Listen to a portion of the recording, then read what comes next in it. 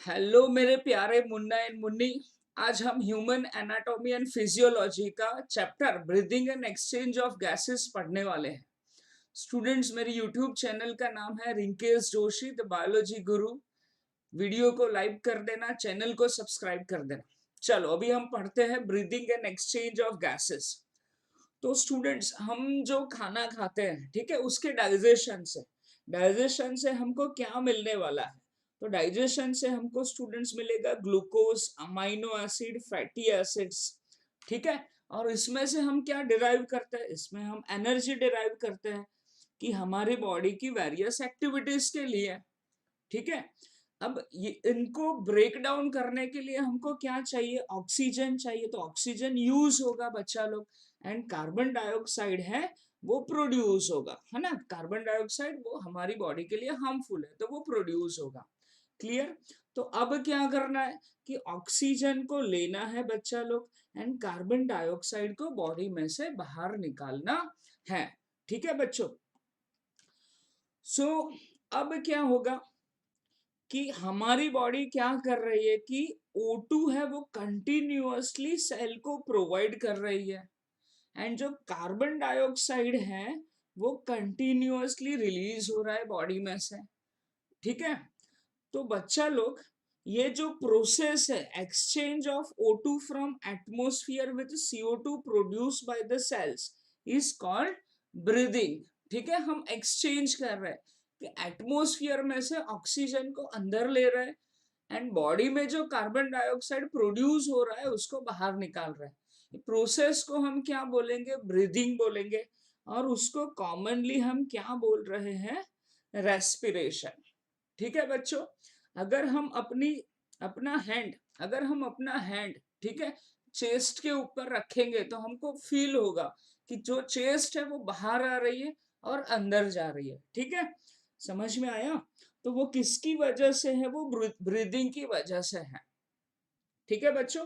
चलो अब आगे बात करते हैं रेस्पिरेटरी ऑर्गन्स की। हमने फोर्थ चैप्टर में पढ़ा था एनिमल किंगडम के अंदर कि जो डिफरेंट ऑर्गेनिजम्स है उनके अंदर डिफरेंट रेस्पिरेटरी ऑर्गन्स है, ठीक है।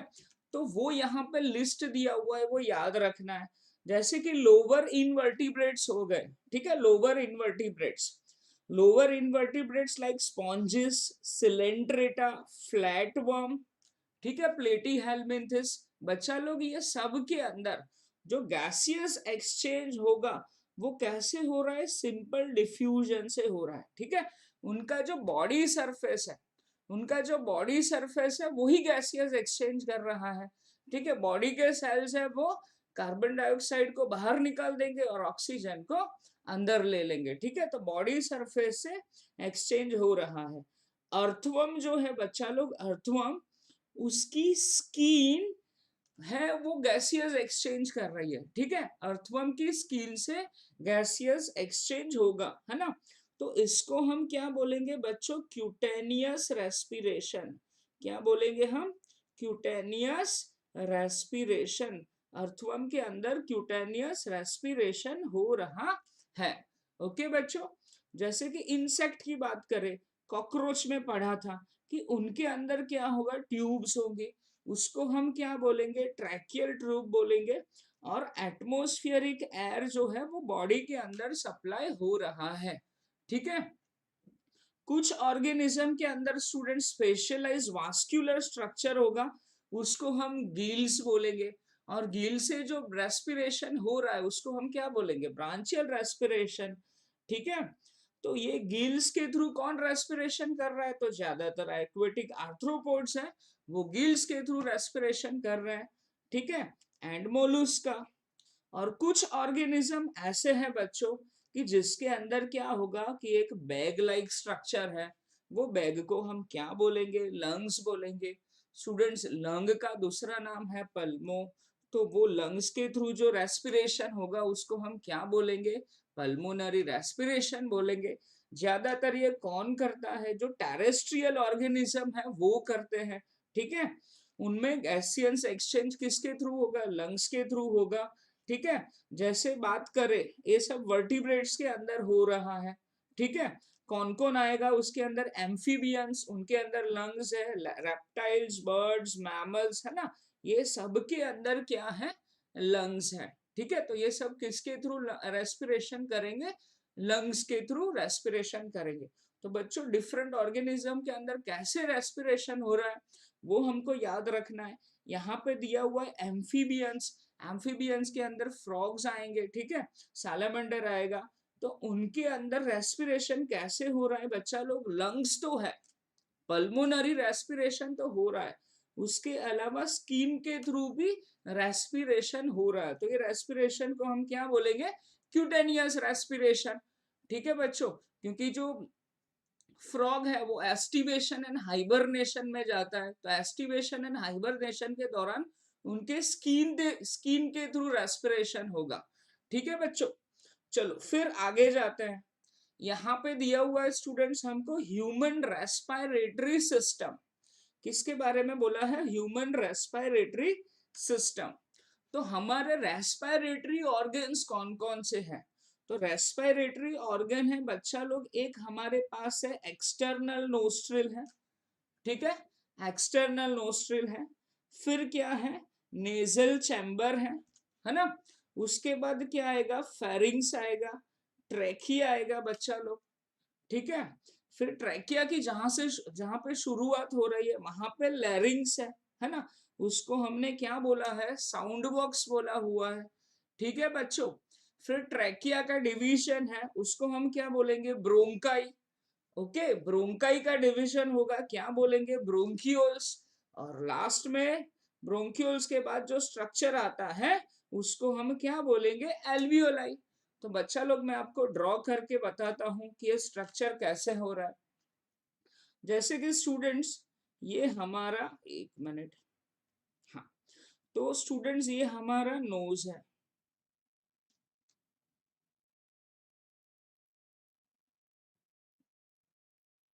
ओके, चलो। तो स्टूडेंट्स ये हमारा नोज है ना बच्चों। यहां से हम क्या कर रहे हैं? एयर को अंदर ले रहे हैं, है ना। तो इसको हम क्या बोलेंगे? इसको हम क्या बोलेंगे? External nostril. ठीक है, क्या बोलेंगे हम? External nostril. फिर उसके बाद क्या आता है? ये जो है, ये पोर्शन है, उसको हम क्या बोलेंगे? Nasal chamber. ठीक है, क्या बोलेंगे हम? Nasal chamber.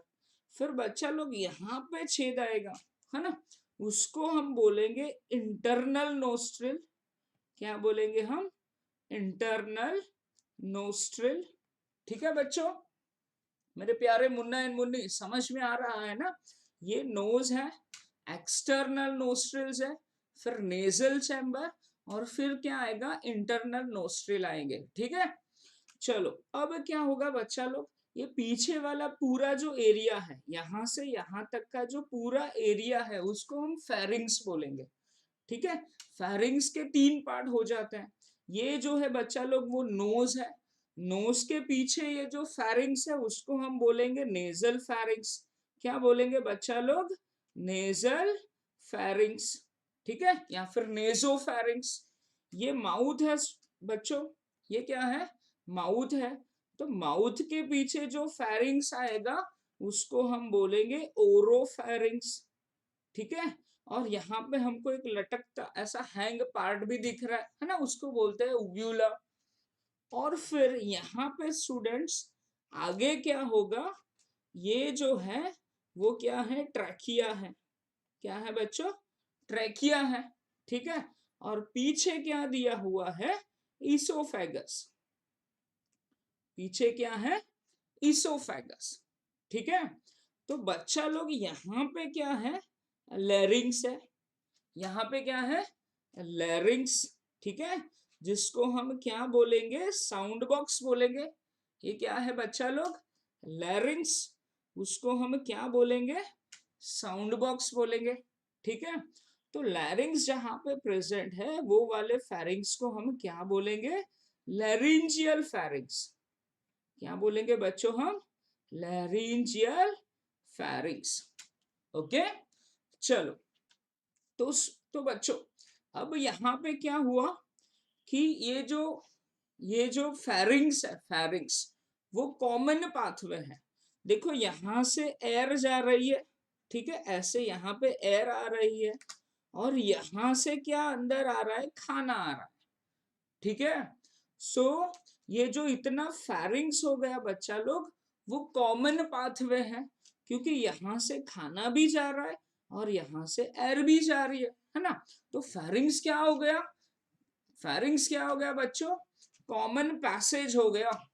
किसका common passage, food and air का कॉमन पैसेज हो गया। चलो बच्चा लोग, और हम एक बात करते हैं कि ये जो लैरिंग्स है, यहाँ पे छेद होगा बच्चा लोग, है ना, क्योंकि एयर को पास होना है, तो यहाँ पे क्या होगा, छेद होगा ना, ऐसा ओपनिंग होगा बच्चा लोग, क्या होगा, ओपनिंग, छेद होगा, ठीक है। तो उसको हम क्या बोलेंगे, उसको हम बोलेंगे ग्लोटस। उसको हम क्या बोलेंगे बच्चों, ग्लोटस बोलेंगे, ठीक है, ग्लोटिस बोलेंगे हम।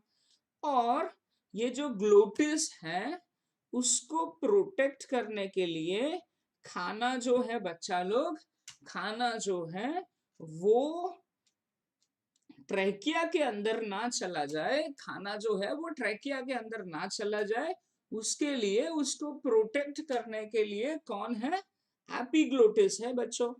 तो ये जो ड्रॉ किया हुआ है वो क्या है, एपिग्लोटिस, ठीक है, कार्टिलेज का बना हुआ है, ठीक है, येलो इलास्टिक कार्टिलेज का बना हुआ है, वो फ्लेक्सिबल है। तो बच्चा लोग जैसे ही खाना यहाँ से जा रहा है, तो एपिग्लोटिस यहाँ पे ऐसे है, वो कैसा हो जाएगा, ऐसा हो जाएगा, ठीक है, जैसे ही खाना आ रहा है एपिग्लोटिस ऐसा हो जाएगा। और वो क्या कर रहा है, ये जो ग्लोटिस है, विंड पाइप का ओपनिंग, उसको वो क्लोज कर रहा है, ठीक है। सो हमने जो खाना खाया हुआ है वो कहाँ पे जाएगा, इसोफेगस के अंदर जाएगा, ठीक है बच्चों। सो आपको पूरा क्लियर हो चुका है। अब हम आगे जाते हैं। तो आगे ये ट्रैकिया है बच्चों, ट्रैकिया का जो डिवीजन है ना, ट्रैकिया का डिवीजन है, उसको हम क्या बोलेंगे, ब्रोंकाई बोलेंगे बच्चा लोग, क्या बोलेंगे हम, ब्रोंकाई। सो ये हो गया प्राइमरी ब्रोंकाई, क्या बोलेंगे हम इसको, प्राइमरी ब्रोंकाई, ये दोनों प्राइमरी ब्रोंकाई है ना। फिर इसका डिवीजन होगा तो सेकेंडरी ब्रोंकाई, फिर इसका डिवीजन होगा तो टर्शरी ब्रोंकाई, ठीक है। पूरा मैं सीक्वेंस बच्चा लोग लिख देता हूँ, है ना, मैं एक नया पेज जनरेट कर देता हूँ, ठीक है बच्चा लोग। चलो देखते हैं हम, सबसे पहले क्या आएगा बच्चा लोग, एक्सटर्नल नोस्ट्रिल। सबसे पहले क्या आएगा, एक्सटर्नल नोस्ट्रिल। उसके बाद क्या है, नेजल चैम्बर। उसके बाद क्या है बच्चों, नेजल चैम्बर। फिर उसके बाद क्या आएगा, इंटरनल नोस्ट्रिल, ठीक है। इंटरनल नोस्ट्रिल के बाद क्या आएगा, फेरिंग्स आएगा, ठीक है। फेरिंग्स तीन पार्ट में डिवाइडेड है, nasopharynx, oropharynx and laryngeal pharynx. चलो अभी आगे जाते हैं।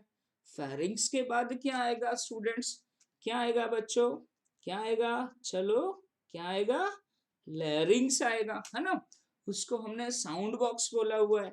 उसके बाद क्या आएगा, ट्रैकिया आएगा, ठीक है। ट्रैकिया का डिवीजन होगा, ट्रैकिया का डिवीजन होगा, और क्या प्रोड्यूस कर रहे हैं, प्राइमरी ब्रोंकाई। प्राइमरी ब्रोंकाई का डिवीजन हो रहा है, क्या प्रोड्यूस होगा बच्चों, सेकेंडरी ब्रोंकाई।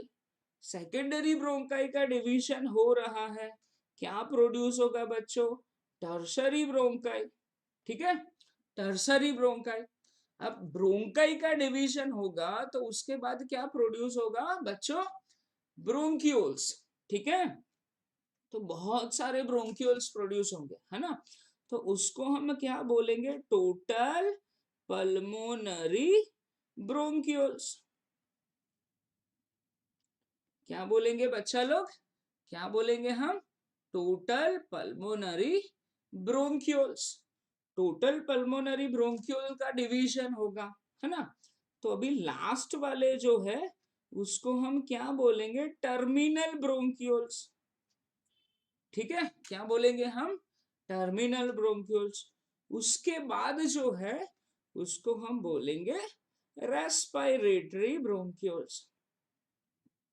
ठीक है मेरे प्यारे मुन्ना एंड मुन्नी, समझ में आ रहा है क्या बोलेंगे हम? Respiratory bronchioles.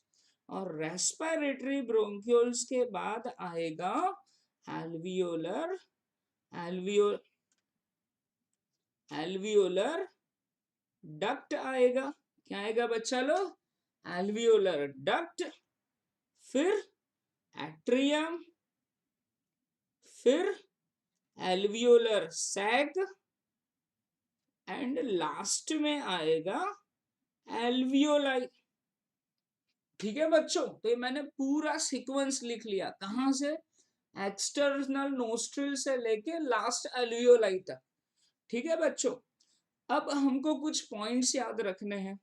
जैसे मैंने आपको बोला कि लैरिंग्स है, वो क्या है? ट्रैकिया का इनिशियल पार्ट है। ठीक है, उसका जो ओपनिंग है उसको हम क्या बोलेंगे? ग्लोटिस बोलेंगे। ठीक है, उसको प्रोटेक्ट करने के लिए एक फ्लैप लाइक स्ट्रक्चर है, उसको हम क्या बोलेंगे? एपिग्लोटिस बोलेंगे। उसके बाद बच्चा लोग ट्रैकिया आ गया है ना। तो ट्रैकिया कहाँ से कहाँ तक है? तो ये वाला जो चैम्बर है उसको हम क्या बोलेंगे? थोरेसिक कैविटी बोलेंगे। ठीक है, यहाँ से है ना, ये हमारा गर्दन है, गर्दन से लेके यहाँ डायफ्राम तक जो पूरा कैविटी रहेगा वो कौन सा कैविटी है बच्चों? Thoracic cavity. तो थोरेसिक कैविटी के मिड तक है ना, मिड तक कौन है? ट्रैकिया प्रेजेंट है। और फिर उसके बाद डिवीजन हो रहा है, तो कहां तक प्रेजेंट है? मिड थोरेसिक कैविटी तक प्रेजेंट है बच्चों। ठीक है, और जहां से वो डिवाइड हो रहा है वहां पे कौन सा वर्टिब्रे है? पीछे फिफ्थ वर्टिब्रे है। ठीक है बच्चा लोग, फिफ्थ वर्टिब्रे, वर्टिब्रल कॉलम आपको मालूम ही होगा। वर्टिब्रल कॉलम के अंदर वर्टिब्रे हैं, तो ट्रैकिया जहां पे डिवाइड हो रहा है वहां पे पीछे कौन सा वर्टिब्रे है? फिफ्थ वर्टिब्रे है बच्चों। क्लियर सबको? चलो, अब ट्रैकिया का डिवीजन हो गया, क्या बना? Primary bronchi. प्राइमरी के ब्रोंकाई के बाद सेकेंडरी ब्रोंकाई, टर्शरी ब्रोंकाई, और ब्रोंकाई का जो डिवीजन है, छोटे छोटे क्या होंगे स्टूडेंट्स? ब्रोंक्यूल्स होंगे। ब्रोंक्यूल्स के बाद क्या है? Terminal bronchioles. तो बच्चा लोग यहां से एक्सटर्नल नोस्ट्रल, कहां से बच्चों? एक्सटर्नल नोस्ट्रल से लेके कहां तक बच्चा लोग? टर्मिनल ब्रोंक्यूल तक, है ना। वहां तक सिर्फ एयर ही अंदर जा रही है। ठीक है, ब्लड एंड एयर के बीच में कोई एक्सचेंज नहीं हो रहा है बच्चों। ठीक है, सो कौन सिर्फ जा रहा है? सिर्फ एयर ही जा रही है।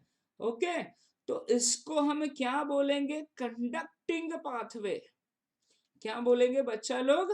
Conducting pathway. कहां से कहां तक? एक्सटर्नल नोस्ट्रल से लेके कहां तक बच्चों? टर्मिनल ब्रोंक्यूल्स तक। क्या हो रहा है? सिर्फ और सिर्फ हवा अंदर जा रही है, ब्लड के साथ नो एक्सचेंज। ठीक है, तो इसको हम क्या बोल देंगे? Conducting pathway. ठीक है, अब बच्चा लोग इसको रेस्पिरेटरी ब्रोंक्यूल क्यों बना हुआ है? क्योंकि यहां से लेके रेस्पिरेटरी मींस ब्रोंक्यूल से लेके एल्वियोलाई तक क्या हो रहा है? एक्सचेंज हो रहा है। ठीक है, ब्लड एंड जो एयर है उसमें एक्सचेंज हो जाएगा ऑक्सीजन एंड कार्बन डाइऑक्साइड का। तो इसको हम क्या बोलेंगे? Exchange pathway. एक्सचेंज पाथवे, या फिर हम इसको रेस्पिरेटरी पाथवे भी बोल सकते हैं। यहाँ पे बच्चों एक्सचेंज हो रहा है। क्लियर? तो सबको नोज से लंग्स के जो भी है वो समझ में आ चुका है। स्टूडेंट्स, इसको रेस्पिरेटरी ट्री भी बोलते हैं। क्या बोलेंगे? Respiratory tree. और इसको हम ब्रोंकियल ट्री भी बोलते हैं। इसको हम क्या बोलेंगे? Bronchial tree. ठीक है, चलो, तो अभी सबको समझ में आ गया है। टेक्स्ट बुक में देख लेते हैं एक बार जल्दी जल्दी। चलो, सो बच्चा लोग, we have a pair of external nostrils के जो हमारे लिप्स है, अपर लिप्स, उसके ऊपर वो ओपन हो रहे हैं, ठीक है। उसके बाद क्या आएगा, नेजल चैम्बर, ऑलरेडी मैंने आपको बता दिया, जो नेजल पैसेज है वो नेजल चैम्बर में ओपन हो रहा है। फिर वो कहाँ पे ओपन होंगे, फेरिंग्स के अंदर ओपन होंगे, ठीक है। फेरिंग्स के बाद बच्चा लोग, फेरिंग्स क्या है, कि कॉमन पैसेज है फूड एंड एयर का, अभी मैंने आपको एक्सप्लेन कर दिया, ठीक है। अब बच्चा लोग एक जो फेरिंग्स है वो किसके अंदर ओपन हो रहा है, ट्रैकिया के अंदर ओपन हो रहा है। किसके थ्रू ओपन हो रहा है, ट्रैकिया का जो इनिशियल पार्ट है उसको हम क्या बोलेंगे, लैरिंग्स। और लैरिंग्स का जो ओपनिंग है उसको हम क्या बोलेंगे बच्चों, ग्लोटिस बोलेंगे, ठीक है। लैरिंग्स का कहाँ गया ससुरा लैरिंग्स, हाँ ये रहा, ठीक है। लैरिंग्स का जो ओपनिंग है उसको हम क्या बोलेंगे, ग्लोटिस बोलेंगे, ठीक है। लैरिंग्स जो है उसको साउंड बॉक्स भी बोलते हैं, ठीक है। चल, और लैरिंग्स किसका बना हुआ है, कार्टिलेज का बना हुआ है। Students, during swallowing glottis can be covered by thin elastic cartilaginous flap, उसको हम क्या बोलेंगे, एपिग्लोटिस बोलेंगे। एपिग्लोटिस किसका बना हुआ है, yellow fibrous connective, yellow fibrous cartilage का बना हुआ है। किसका बना हुआ है, येलो फाइब्रस कार्टिलेज का बना हुआ है, ठीक है। चल, फिर आगे जाते हैं। ट्रेकिया स्ट्रेट ट्यूब है, ठीक है। वो क्या कर रहा है, प्रिवेंट फूड एंट्री इनटू लैरिंग्स। लैरिंग्स में बच्चों फूड का एंट्री नहीं होने देता। कौन नहीं होने देता, एपिग्लोटिस नहीं होने देता, ठीक है। ट्रेकिया क्या है बच्चा लोग, स्ट्रेट ट्यूब है, ठीक है। वो कहां तक एक्सटेंड हो रहा है, मैंने आपको बोला मिड थोरेसिक कैविटी तक एक्सटेंड हो रहा है। पीछे कौन सा वर्टिब्रे होगा, फिफ्थ वर्टिब्रे होगा, ठीक है। पीछे कौन सा वर्टिब्रे होगा, फिफ्थ वर्टिब्रे होगा। फिर वो किस में डिवाइड हो रहा है, ब्रोंकाई में डिवाइड हो रहा है, ठीक है। ब्रोंकाई का डिवीजन होगा, प्राइमरी ब्रोंकाई का क्या प्रोड्यूस होगा, सेकेंडरी एंड टर्शरी ब्रोंकाई, ठीक है। फिर ब्रोंक्यूल्स आएंगे बच्चा लोग, और ब्रोंक्यूल्स तक क्या है, कार्टिलेजिनस रिंग है बच्चा लोग। यहाँ पे देखो टेक्स्ट बुक में डायग्राम में यहाँ पे कार्टिलेज के रिंग्स दिखाए हुए हैं। ट्रैकिया में क्या है बच्चा लोग, सी शेप कार्टिलेज के रिंग प्रेजेंट है ना। उसकी वजह से क्या होगा कि जो लंग्स है बच्चा लोग, लंग्स में से जैसे ही हम एक्सेल करते हैं ना, एयर बाहर निकल लेगी, ठीक है। तो ट्रैकिया में से भी एयर बाहर निकला, तो ट्रैकिया है ना, जैसे लंग्स ऐसे कॉन्ट्रैक्ट हो जाते हैं, वैसे ट्रैकिया है वो कॉलेप्स ना हो जाए, है ना, ऐसा सिकुड़ नहीं जाए। तो उसके लिए ट्रैकिया के अंदर क्या प्रेजेंट है बच्चों, कार्टिलेजिनस रिंग प्रेजेंट है, ठीक है। चलो, फिर आगे जाते हैं, फिर आगे जाते हैं बच्चा लोग। चलो, bronchioles, bronchioles, the trachea, primary, secondary and tertiary bronchi and initial bronchioles, है ना। वहां पे क्या है, इनकम्प्लीट कार्टिलेज का क्या है, रिंग प्रेजेंट है, ठीक है। Each terminal bronchioles give rise to number of thin irregular wall and vascularized bag-like structure called alveoli बच्चा लोग, ठीक है। जो ब्रोंक्यूल्स है उसके बाद क्या होगा, वास्कुलराइज्ड, है ना। एल्वियोलाई के आसपास बहुत सारे ब्लड वेसल्स है, बैग लाइक स्ट्रक्चर प्रेजेंट है, उसको हम क्या बोलेंगे, एल्वियोलाई बोलेंगे। The branching network of bronchi, bronchioles and alveoli, वो सब इकट्ठा होके क्या प्रोड्यूस कर रहे बच्चों, लंग्स प्रोड्यूस कर रहे हैं, ठीक है। हमारे पास स्टूडेंट्स कितने लंग्स है, दो लंग्स है, ठीक है स्टूडेंट्स। हमारे पास कितने लंग्स है, दो लंग्स है। उसमें कितने मेम्ब्रेन है, दो मेम्ब्रेन है। वो मेम्ब्रेन को हम क्या बोलेंगे, प्लूरल मेम्ब्रेन, ठीक है। ये आउटर मेम्ब्रेन हो गया, है ना, ये आउटर मेम्ब्रेन है, ठीक है।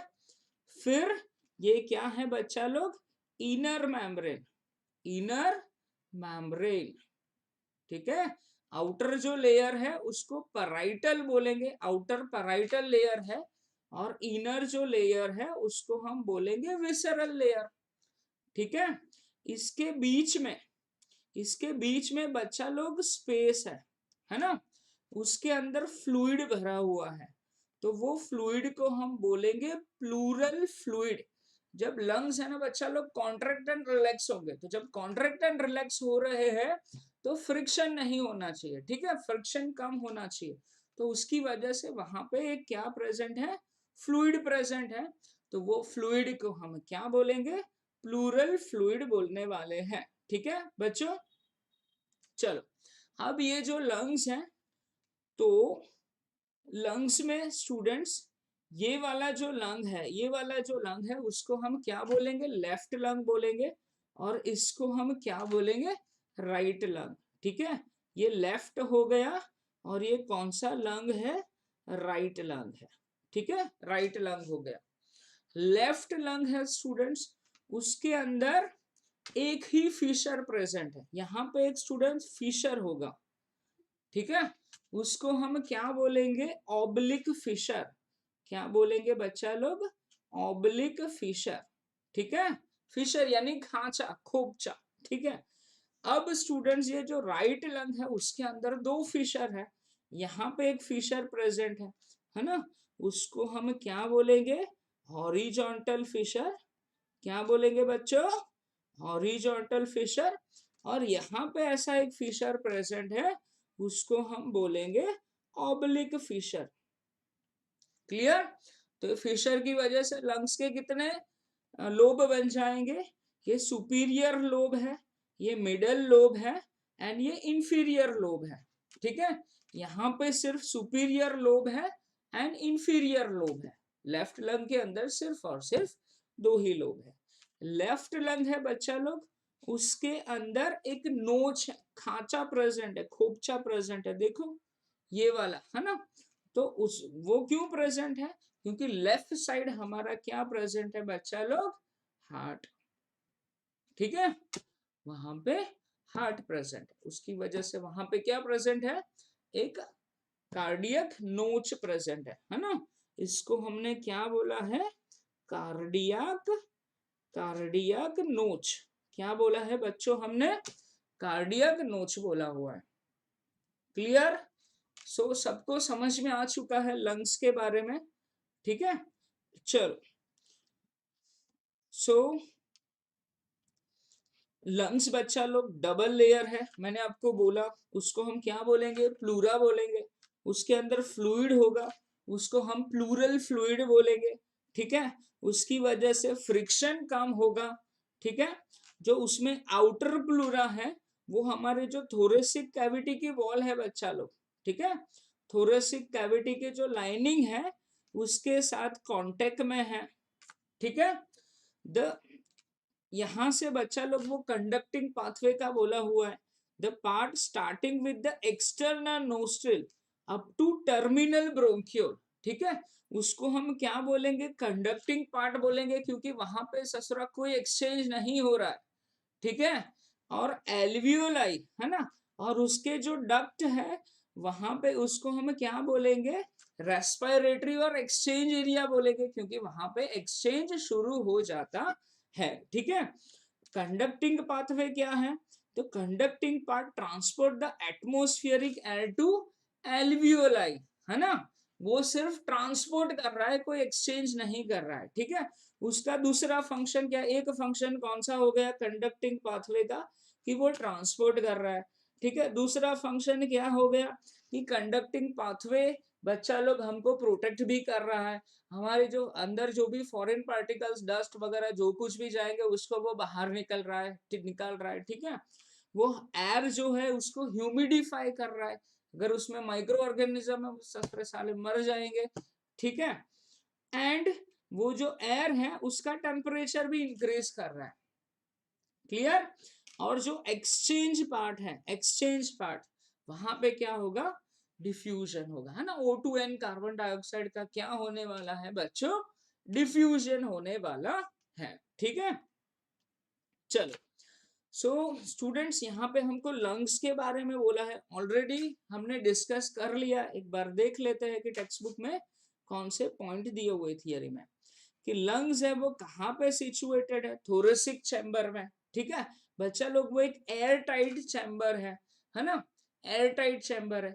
वो पीछे कौन सा, पीछे क्या होगा, डोर्सल साइड पे क्या प्रेजेंट है, वर्टिब्रल कॉलम, है ना। थोरेसिक कैविटी में लंग्स के पीछे, है ना, पीछे इधर क्या प्रेजेंट है, वर्टिब्रल कॉलम।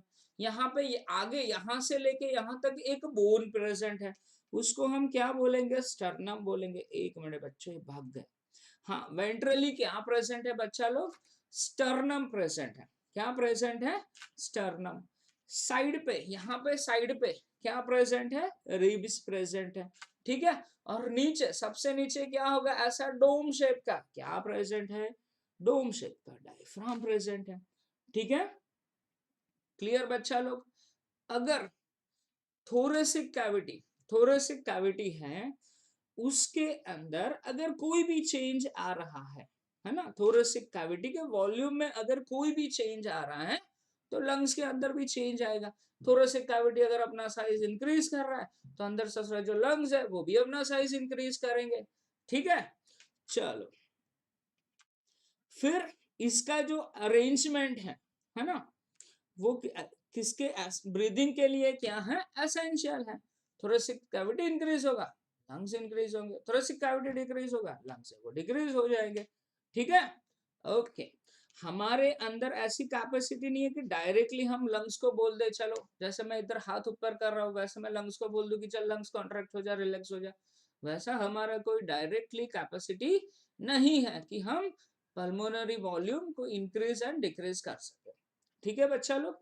मैं पानी पी लेता हूँ, वन शॉट में रिकॉर्ड कर रहा हूँ, है ना, पानी पी लो बच्चा।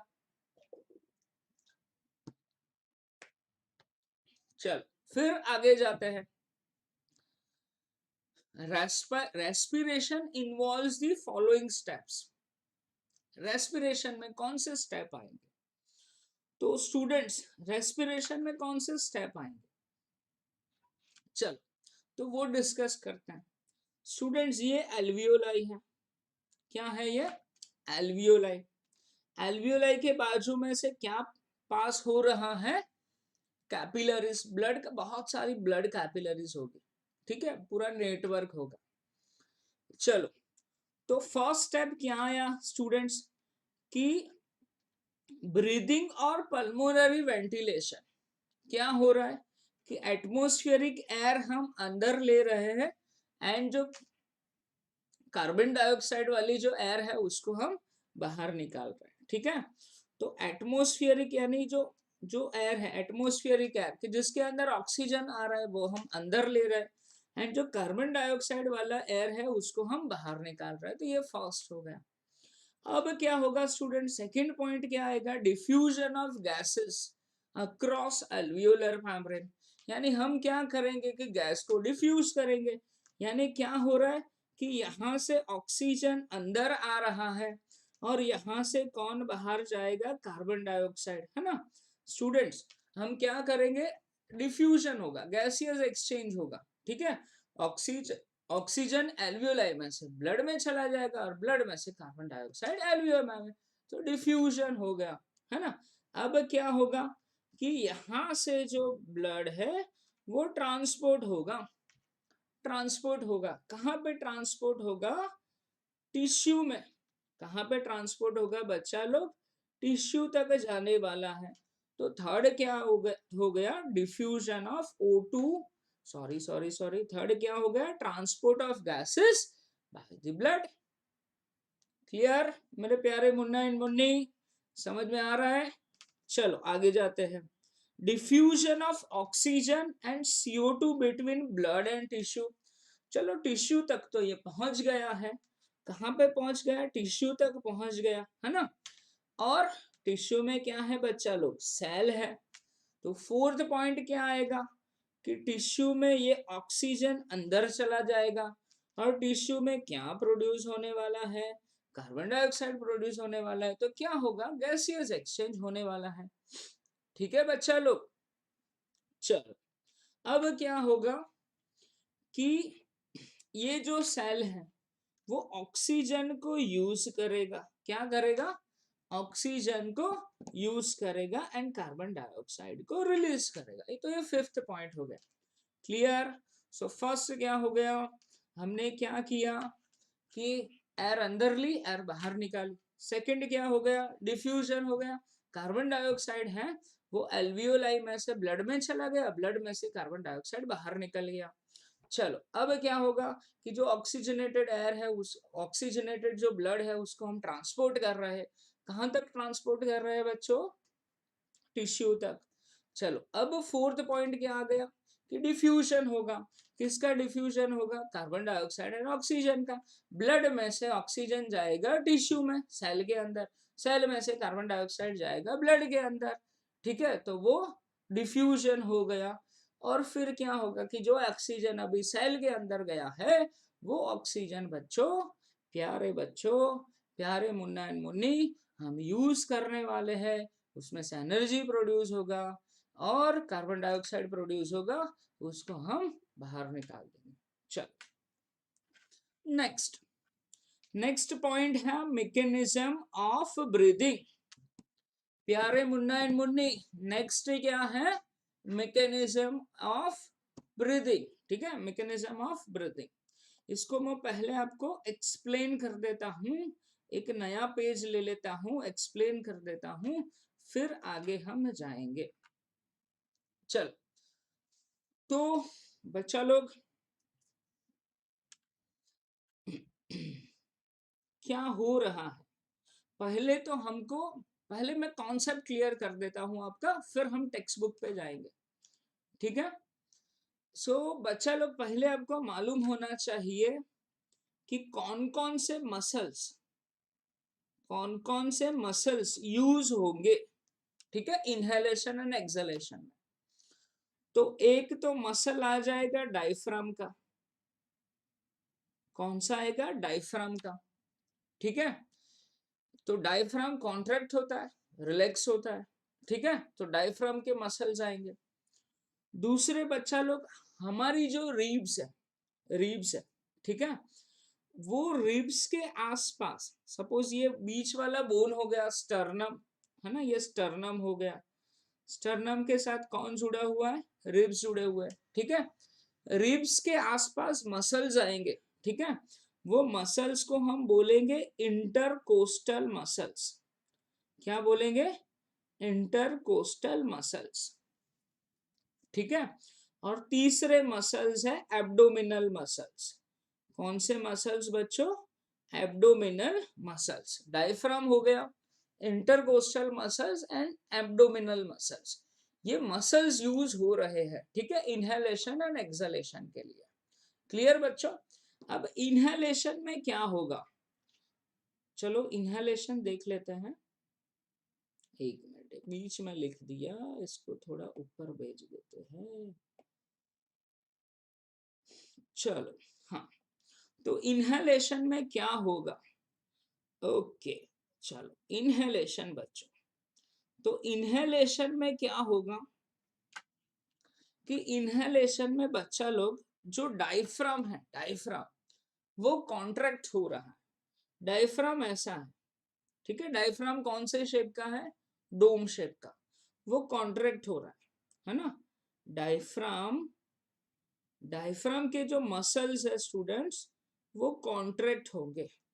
तो क्या हो रहा है, डायफ्राम के मसल्स कॉन्ट्रैक्ट होंगे, तो जो डायफ्राम है वो डोम शेप का था, वो कौन से शेप में आ जाएगा, फ्लैट हो जाएगा। डायफ्राम कैसा है बच्चा लोग, डोम शेप का है ना। तो डोम शेप का है तो उससे वो कैसा हो जाएगा, फ्लैट हो जाएगा। ठीक है, यानी ऐसा फ्लैट हो जाएगा। ठीक है, तो क्या होगा, थोरेसिक कैविटी का साइज इंक्रीज होगा। क्या होगा, थोरेसिक कैविटी का साइज इंक्रीज होगा। डायफ्राम जो है स्टूडेंट्स, डायफ्राम जो है, डायफ्राम जो है वो ऐसा था। ठीक है, तो वो कॉन्ट्रैक्ट हुआ और नीचे आ गया, है ना। वो डोम शेप का था तो वो कैसा हो गया, फ्लैट हो गया। ठीक है, तो उससे क्या होगा, ये जो थोरेसिक कैविटी है उसका साइज इंक्रीज होगा। कैसे इंक्रीज होगा, ये कौन सा साइड है, एंटीरियर साइड, ये कौन सा साइड है, पोस्टीरियर साइड, है ना बच्चा। तो क्या हो रहा है, डायफ्राम कॉन्ट्रैक्ट होगा, फ्लैट हो गया, वो नीचे आ गया, उसकी वजह से क्या होगा, increase, increase thoracic cavity anterior posteriorly।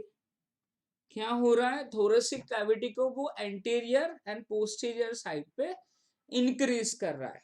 ठीक है, वैसा ही दूसरा क्या होगा स्टूडेंट्स, कि मैंने अभी आपको बोला कि जो हमारी रिब्स है उसके आसपास मसल्स प्रेजेंट है, उसको हम क्या बोलेंगे, इंटरकोस्टल मसल्स, है ना।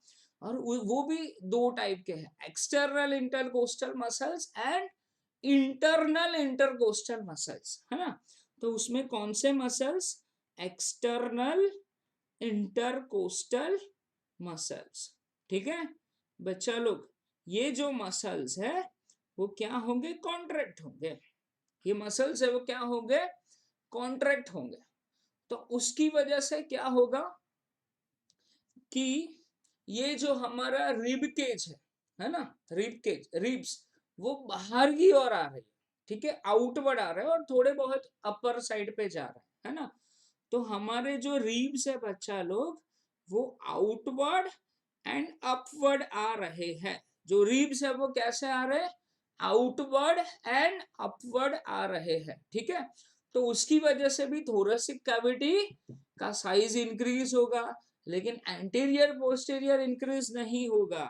अब कैसा होगा, अब कैसा होगा, डोर्सो वेंट्रली, कैसा इंक्रीज होगा, डोर्सो वेंट्रली, है ना। ऐसे थोरेसिक कैविटी का साइज इंक्रीज हो रहा है, ऐसे थोरेसिक कैविटी का साइज इंक्रीज हो गया किसकी वजह से, डायफ्राम की वजह से। ऐसे थोरेसिक कैविटी का साइज इंक्रीज हो गया किसकी वजह से, रिब्स की वजह से, इंटरकोस्टल मसल्स की वजह से, है ना। तो अब बच्चा लोग ये दोनों की वजह से क्या हुआ, थोरेसिक कैविटी का साइज, थोरेसिक कैविटी का साइज क्या होगा, इंक्रीज होगा। थोरेसिक कैविटी का साइज इंक्रीज होगा, एंड थोरेसिक कैविटी का साइज इंक्रीज होगा तो लंग्स इंक्रीज हो गए। ठीक है बच्चा लोग, तो इसको हम क्या बोलेंगे, पल्मोनरी, पल्मोनरी वॉल्यूम।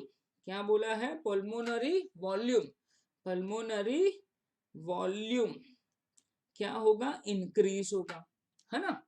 अब क्या हो रहा है स्टूडेंट्स, कि थोरेसिक कैविटी पहले इतना था, है ना।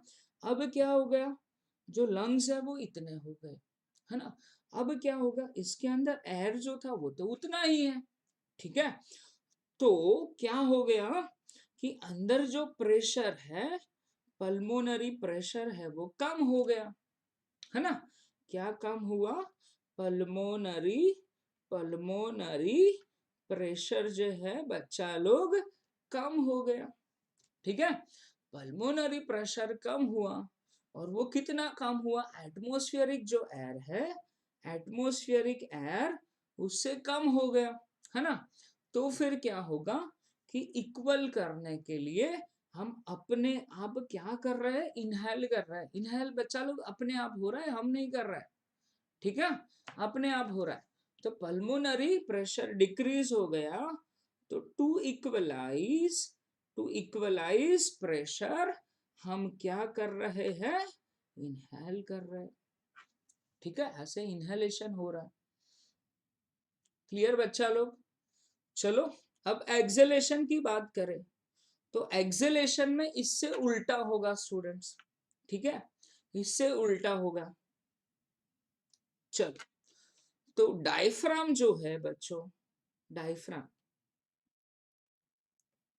डायफ्राम, वो डायफ्राम कॉन्ट्रैक्ट हो गया था, डायफ्राम ससुरा नीचे चला गया था, थोरेसिक कैविटी का साइज इंक्रीज कर दिया था, है ना। अब क्या होगा कि डायफ्राम जो है, डायफ्राम वो नीचे चला गया था।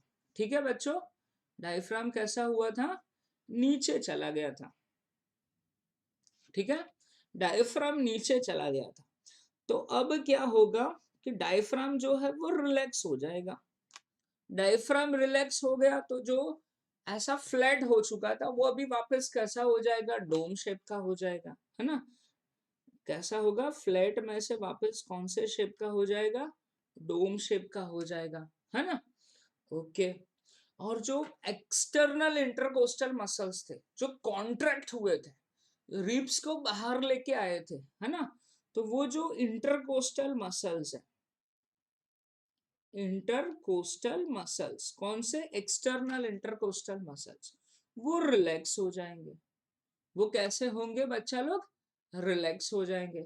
तो उसकी वजह से क्या हुआ, जो रिब केज बाहर चला गया था वो रिब केज कहाँ पे चला जाएगा, अंदर चला जाएगा, है ना।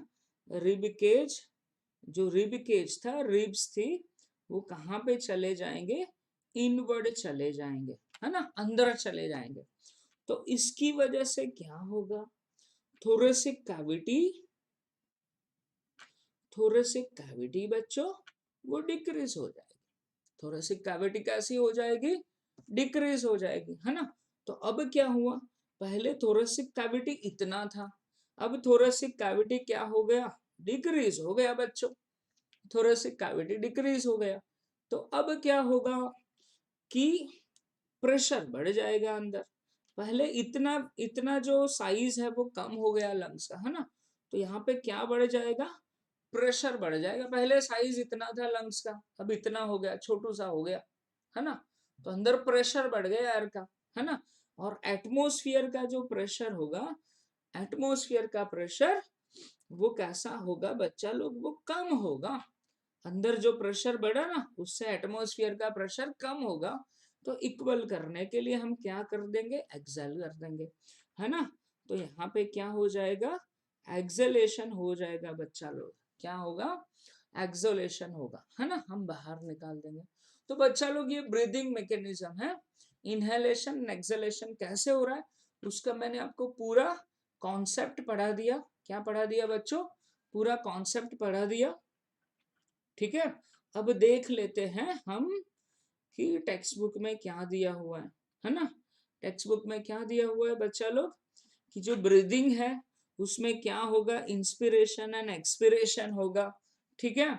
एल्वियोल इंस्पिरेशन में क्या हो रहा है, एटमोस्फियरिक एयर है उसको हम अंदर ले रहे हैं। एक्सपिरेशन में क्या हो रहा है कि एल्वियोलर एयर है उसको हम बाहर निकाल रहे हैं, ठीक है, ठीक है। और जो हम अंदर एंड बाहर निकाल रहे हैं वो किसकी वजह से होगा, प्रेशर ग्रेडियंट की वजह से, है ना। Pressure gradient means higher pressure to lower pressure, जो एयर है वो ट्रांसपोर्ट होगी, किसके बीच में होगी, लंग्स एंड एटमोस्फियर के बीच में होगा, ठीक है। इंस्पिरेशन में क्या हो रहा है कि if the pressure with in the lungs, है ना, लंग्स के अंदर जो प्रेशर है उसको हम क्या बोल देंगे, इंट्रा पल्मोनरी प्रेशर, ठीक है। वो एटमोस्फियरिक प्रेशर है उससे वो कैसा हो जाएगा, कम हो जाएगा, है ना। यानी कम हो गया, मैंने आपको बोला कैसे कम हो रहा है, लंग्स बड़े हो गए, है ना, तो उसके अंदर प्रेशर कम हो गया, है ना। उसको हमने क्या बोल दिया, जो एटमोस्फेरिक एयर से कम प्रेशर है नेगेटिव प्रेशर बोल दिया, ठीक है। एटमोस्फेरिक प्रेशर में ज्यादा है, ठीक है। एक्सपिरेशन में क्या होगा, उससे उल्टा होगा, इंट्रा पल्मोनरी प्रेशर है वो बढ़ जाएगा, अंदर लंग्स के अंदर प्रेशर बढ़ जाएगा क्योंकि लंग्स कॉन्ट्रैक्ट हो गए, ठीक है, एटमोस्फेरिक प्रेशर से, क्लियर। चलो दूसरा बच्चा लोग, मैंने आपको मसल्स के बारे में बोला कि जो मसल्स है वो कौन से है, डायफ्राम, है ना, स्पेशलाइज मसल है वो यूज हो रहे, ठीक है। And external and internal intercostal muscles use हो रहे, जो रिब्स के आसपास है, ठीक है, कि वो ये जो ग्रेडियंट है, प्रेशर ग्रेडियंट, उसको मेंटेन करने में हेल्प कर रहे हैं, ठीक है। अब इंस्पिरेशन कैसे होगा, तो डायफ्राम है बच्चा लोग वो कॉन्ट्रैक्ट होगा। तो डायफ्राम कॉन्ट्रैक्ट होगा तो मैंने आपको बता दिया कि वो कौन से शेप का है, डोम शेप का है, तो वो कैसा हो जाएगा, फ्लैट हो जाएगा, नीचे चला जाएगा। थोरेसिक कैविटी है उसका साइज बढ़ जाएगा, एंटीरियर पोस्टीरियर ऐसे साइज बढ़ेगा, ठीक है।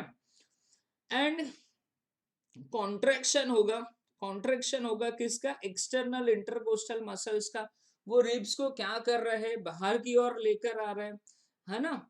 उसकी वजह से क्या होगा, है, रिब्स को, स्टर्नम को बाहर लेके आ रहे हैं, ठीक है। थोरेसिक चैम्बर का साइज बढ़ जाएगा, डोर्सो वेंट्रल बढ़ेगा, ऐसे बढ़ेगा, ठीक है। वो पल्मोनरी जो वॉल्यूम है उसको इंक्रीज कर रहा है ना। पल्मोनरी वॉल्यूम इंक्रीज हुआ बच्चा लोग, लंग्स का साइज बढ़ गया, तो अंदर जो है वॉल्यूम मींस वॉल्यूम इंक्रीज हुआ तो प्रेशर कैसा हो जाएगा, कम हो जाएगा, एटमोस्फेरिक प्रेशर से कम हो जाएगा, तो बाहर की जो एयर है वो अंदर चली जाती है, उसको हम क्या बोलेंगे? इंस्पिरेशन बोलेंगे। अभी इससे उल्टा रिलैक्सेशन होगा, डायफ्राम ससरा नीचे चला गया था, है ना, तो अभी कहाँ पे चला जाएगा? ऊपर चला जाएगा, ठीक है। इंटरकोस्टल मसल्स है वो वापिस आ जाएंगे, ठीक है। स्टर्नम जो है वो अपनी नॉर्मल पोजीशन पे आ जाएगा। थोरेसिक जो वॉल्यूम है, लंग्स है, वो कम हो जाएंगे, ठीक है। तो अंदर जो प्रेशर था वो बढ़ गया, है ना, और एटमॉस्फेरिक प्रेशर से थोड़ा बढ़ जाएगा, तो उसकी वजह से हम क्या कर रहे हैं? जो अंदर एयर भरा हुआ था उसको हम बाहर निकाल देंगे, ठीक है। ये प्रोसेस को हम क्या बोलेंगे? एक्सपीरेशन, बच्चा लोग। अब यहाँ से थोड़ा डिफरेंट दिया हुआ है। मैंने आपको बोला था तीसरे मसल्स भी है, एब्डोमिनल मसल्स, ठीक है।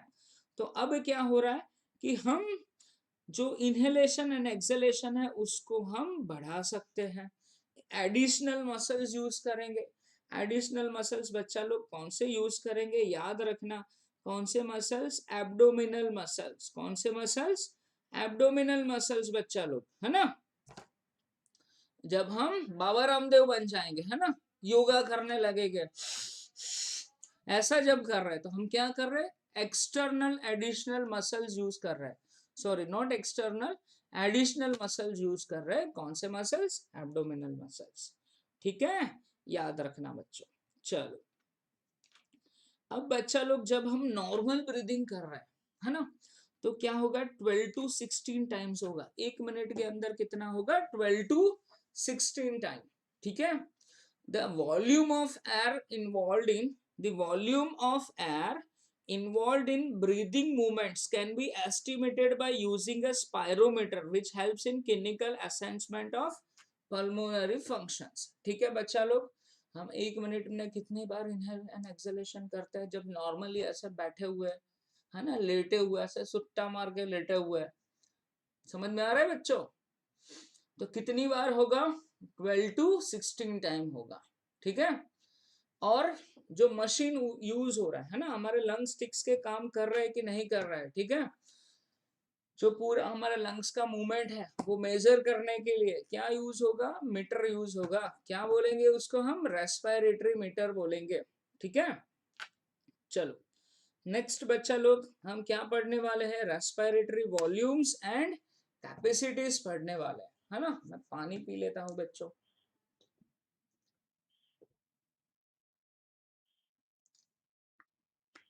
बच्चों वन शॉट में वीडियो रिकॉर्ड कर रहा हूँ, ठीक है। तो अच्छी तरह से पूरा वीडियो देखना, पूरा चैप्टर आपका हो जाएगा, है ना। चल, अब क्या बोला है बच्चों हमको? Respiratory volumes and capacities. क्या बोला है? रेस्पिरेटरी वॉल्यूम्स एंड कैपेसिटीज, ठीक है। अब पहला जो है वो टाइडल वॉल्यूम है। क्या है? Tidal volume. पहला टाइडल वॉल्यूम, है ना। अब इसको टाइडल वॉल्यूम क्यों नाम दे दिया?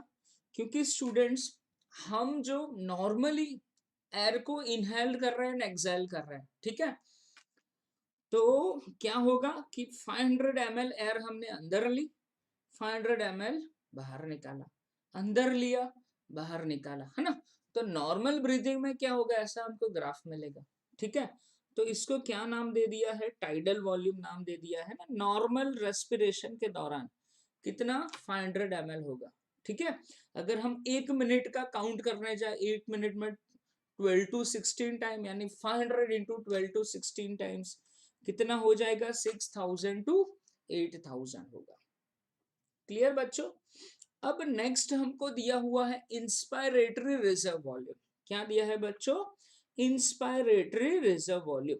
अब इंस्पायरेटरी रिजर्व वॉल्यूम क्या है कि बच्चा लोग हम फोर्सफुली क्या करेंगे? हम फोर्सफुली इंस्पिरेशन करके, ऐसे फोर्सफुली इंस्पिरेशन करेंगे, ठीक है बच्चों। चल, कुछ ज्यादा ही हो गया।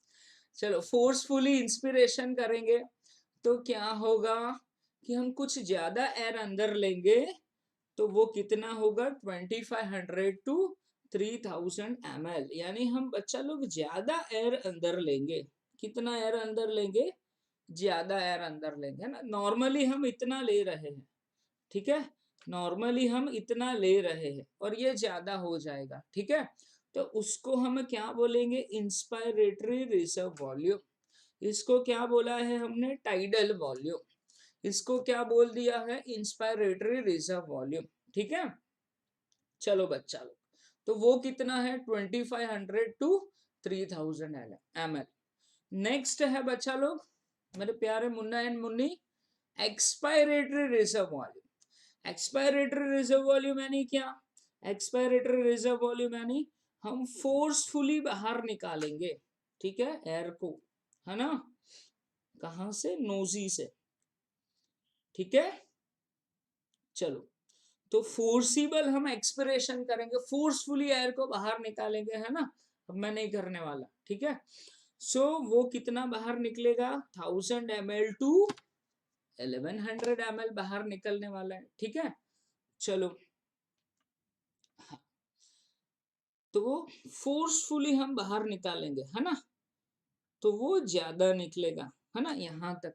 तो इतना नॉर्मली बच्चा लोग हम इतना बाहर निकालते थे, थोड़ा हमने फोर्सफुली बाहर निकाला, तो ये जो वॉल्यूम है उसको हम क्या बोलेंगे, एक्सपायरेटरी रिजर्व वॉल्यूम। और वो कितना है, 1000 टू 1100 ml, ठीक है। ओके, ये मैंने पढ़ा दिया है बच्चा, इसको मैं पहले हटा देता हूँ।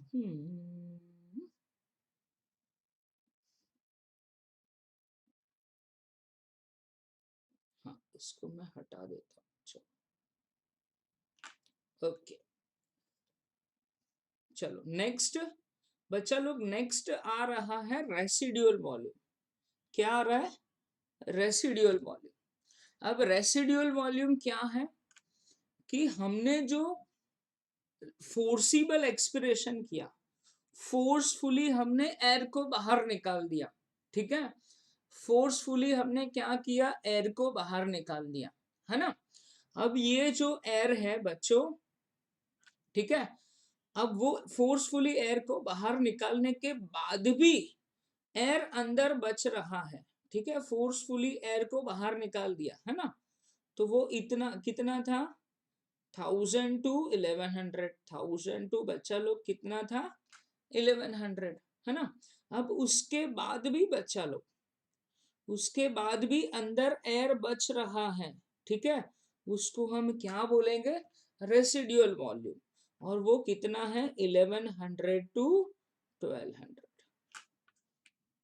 क्लियर बच्चा लोग।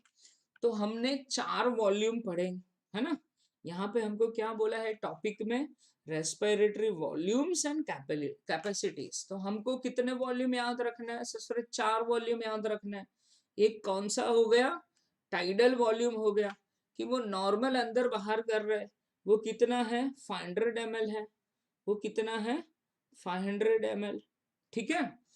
फिर क्या होगा, कि हम इनहेलेशन करेंगे फोर्सफुली, तो वो उसको हम क्या बोलेंगे, इंस्पायरेटरी रिजर्व वॉल्यूम। वो कितना है 2500 टू 3000 ml, कितना है 2500 टू 3000 ml, ठीक है। फिर उसके बाद हम फोर्सफुली एक्सेल करेंगे, तो फोर्सफुली एक्सेलेशन से जो एयर हम बाहर निकालेंगे वो कितना होगा, 1000 टू 1100, इतना हम बाहर निकाल रहे हैं, ठीक है, एक्स्ट्रा, है ना। तो बच्चा लोग, उसको हम क्या बोलेंगे, एक्सपायरेटरी रिजर्व वॉल्यूम। फोर्सफुली बाहर निकालने के बाद भी एयर बचती है, उसको क्या बोल देंगे हम, रेस्पिरेटरी रिजर्व वॉल्यूम बच्चों, ठीक है। अब क्या होगा, ये 4 वॉल्यूम आपको याद रखना है। अब उसके बाद क्या है, कैपेसिटीज है, इंस्पायरेटरी कैपेसिटीज। क्या है बच्चा लोग, नेक्स्ट इंस्पायरेटरी कैपेसिटी, ठीक है। इंस्पायरेटरी कैपेसिटी हम किसको बोलेंगे, tidal volume plus inspiratory reserve volume. यानी इंस्पिरेशन हम कितना कर पा रहे बच्चों, इतना हम इंस्पिरेशन कर पा रहे हैं, तो इसको हम क्या बोलेंगे, इंस्पायरेटरी रिजर्व, इंस्पायरेटरी कैपेसिटी। क्या बोलेंगे बच्चा लोग, इंस्पायरेटरी कैपेसिटी। एंड इंस्पायरेटरी कितना है, नॉर्मल हम कितना ले रहे हैं, TV tidal volume 500 ml plus, plus बच्चा लोग हम मैक्सिमम अंदर ले रहे हैं, उसको हम क्या बोलेंगे, इंस्पायरेटरी रिजर्व वॉल्यूम। तो इसको हम क्या बोल देंगे, इंस्पायरेटरी कैपेसिटी। फिर उसके बाद बच्चा लोग एक्सपायरेटरी कैपेसिटी, यानी नॉर्मल हम इतना ले रहे हैं और इतना मीन्स नॉर्मली इतना हम बाहर निकाल सकते हैं, और दूसरा हम एक्सपायरेटरी रिजर्व वॉल्यूम जो हमने बोला था फोर्सिबल हम बाहर निकाल पाएंगे, उसको हम क्या बोलेंगे, एक्सपायरेटरी कैपेसिटी। यानी एक्सपायरेटरी कैपेसिटी क्या हो गया, टाइडल वॉल्यूम जो 500 ml है, प्लस हम कितना बाहर निकाल सकते हैं, एक्सपायरेटरी रिजर्व वॉल्यूम वो कितना है 1000 to 1100, है ना। तो उसको हम क्या बोल देंगे, एक्सपायरेटरी कैपेसिटी। क्लियर बच्चा लोग। उसके बाद आएगा बच्चा लोग, हमको बोला हुआ है एक्सपायरेटरी कैपेसिटी के बाद हमको बोला है वाइटल कैपेसिटी। वाइटल कैपेसिटी हम किसको बोलेंगे, कि हम तीन को टोटल कर देते हैं, कि बच्चा लोग हम नॉर्मली जो अंदर बाहर ले रहे 500 ml, मैक्सिमम अंदर ले रहे हैं इंस्पायरेटरी रिजर्व वॉल्यूम, मैक्सिमम बाहर निकाल रहे हैं, तीन का हम टोटल कर देंगे, तो इसको क्या बोल देंगे बच्चों, हम वाइटल कैपेसिटी। ठीक है, और 4 का टोटल कर देंगे। ठीक है, 4 का टोटल कर देंगे, है ना। कौन कौन से 4, नॉर्मली जो अंदर बाहर हम ले रहे हैं, मैक्सिमम अंदर ले लिया, मैक्सिमम बाहर निकाल दिया, और उसके बाद भी बचता है उसको हमने क्या बोला था, रेसिडुअल वॉल्यूम, उसका भी टोटल कर दिया। सब जो 4 कैपेसिटी है ना, सबका टोटल कर दिया। नॉर्मल जो हम अंदर बाहर कर रहे हैं, ठीक है, मैक्सिमम अंदर लिया ये वाला, मैक्सिमम बाहर निकाला ये वाला, ठीक है, और जो बाद में बाहर निकालने के बाद जो बचा था वो, ठीक है, तो उसको हम क्या बोलेंगे, 4 का टोटल कर दिया, ठीक है, वॉल्यूम का, तो उसको हम बोल देंगे बच्चा लोग टोटल लंग कैपेसिटी। अब एक बचा हुआ है, ठीक है, वो क्या है, फंक्शनल रेसिडुअल वॉल्यूम। ठीक है, जब हम नॉर्मल एक्सपिरेशन करेंगे तो उसके बाद जो एयर बचती है उसको हम क्या बोलेंगे, फंक्शनल रेसिडुअल वॉल्यूम। यानी नॉर्मल बच्चा लोग इधर देखो, ये नॉर्मल अंदर बाहर हो रहा है ना, तो ये नॉर्मल हो गया, उसके बाद अंदर कितना एयर बचता है, तो जो हमने फोर्सफुली बाहर निकाला था, है ना, ERV expiratory reserve volume plus residual volume, है ना, ये दोनों का हम टोटल करेंगे तो हमको क्या मिलेगा, फंक्शनल रेसिडुअल वॉल्यूम। नॉर्मल जब ब्रीदिंग कर रहे तब अंदर कितना बचता है, इतना, expiratory reserve volume plus residual volume. ठीक है, तो उसको हम बोल देंगे बच्चा लोग ERV प्लस RV। ठीक है, चलो ये भी खत्म हो गया बच्चा लोग। नेक्स्ट टॉपिक है एक्सचेंज ऑफ गैसेस, है ना, एक्सचेंज ऑफ गैसेस। ठीक है, चलो अब एक्सचेंज ऑफ गैसेस कैसे हो रहा है, किसके बीच में हो रहा है, आपको मालूम ही है। एक्सचेंज ऑफ गैसेस बच्चा लोग 2 जगह पे होगा। एक कहाँ पे होगा, ये ससुरा एल्वियोलाई है ना, और उसके बाजू में क्या है, ब्लड कैपिलरी है। तो ये दोनों के बीच में गैसियस एक्सचेंज होगा। ऑक्सीजन एल्वियोलाई में से कहाँ पे जा रहा है, ब्लड में जा रहा है, और यहाँ से कार्बन डाइऑक्साइड बाहर निकल रहा है ना। तो एक गैसियस एक्सचेंज कहाँ पे हो गया, ब्लड एंड एल्वियोलाई। ठीक है, एक कहाँ पे हो गया, एल्वियोलाई में हो गया एंड ब्लड में हो गया। दूसरा कहाँ पे हुआ, ब्लड एंड टिश्यू में हुआ। दूसरा कहाँ पे हुआ बच्चों, ब्लड एंड टिश्यू। ठीक है, तो ये वाला ब्लड है ना, ये ब्लड है, ठीक है, ब्लड कैपिलरीज, और ये टिश्यू का सेल है, तो यहाँ पे एक्सचेंज होगा, है ना, कि ब्लड में से ऑक्सीजन सेल में चला जाएगा एंड सेल में से कार्बन डाइऑक्साइड ब्लड में चला जाएगा। ठीक है, चलो, तो यहाँ पे गैसियस एक्सचेंज 2 जगह पे हो रहा है। ठीक है, और वो कैसे होगा, सिंपल डिफ्यूजन से होगा, प्रेशर से होगा, higher concentration to lower concentration होने वाला है। ठीक है, चलो सॉल्युबिलिटी ऑफ गैसेस, ये कार्बन डाइऑक्साइड और ऑक्सीजन है वो सॉल्युबल हो जाएंगे। ठीक है, वो भी एक इम्पॉर्टेंट है ना, वो भी क्या है बच्चा लोग, एक इम्पॉर्टेंट है। ठीक है, ऑन थिकनेस ऑफ मेम्ब्रेन, जो मेम्ब्रेन है वो कितना थिक होगा, ये वाला जो मेम्ब्रेन है वो कितना थिक है, उसके ऊपर भी डिपेंडेंट करता है ना बच्चा लोग। ठीक है प्यारे मुन्ना एंड मुन्नी, समझ में आया क्या क्या बोला है कि solubility of gases, oxygen and carbon dioxide कितने सॉल्युबल हो रहा है। ठीक है, as well as thickness of membrane, जिसके ऊपर डिफ्यूजन होगा वो भी इंपॉर्टेंट, ये दोनों इंपॉर्टेंट फैक्टर है कि इसके ऊपर डिपेंडेंट है कि रेट ऑफ डिफ्यूजन क्या कितना होगा। ओके चलो, तो pressure contributed by individual gas in a mixture of gas is called partial pressure. बच्चा लोग, जो ऑक्सीजन ब्लड के अंदर होगा, ऑक्सीजन जो एटमॉस्फेयर के होगा, तो उसका जो प्रेशर है उसको हमने क्या बोला है, पार्शियल प्रेशर। कैसे दिखाएंगे हम, PO2 लिखेंगे, पार्शियल प्रेशर ऑफ ऑक्सीजन। दूसरा क्या लिखेंगे, PCO2, partial pressure of carbon dioxide. ठीक है, चलो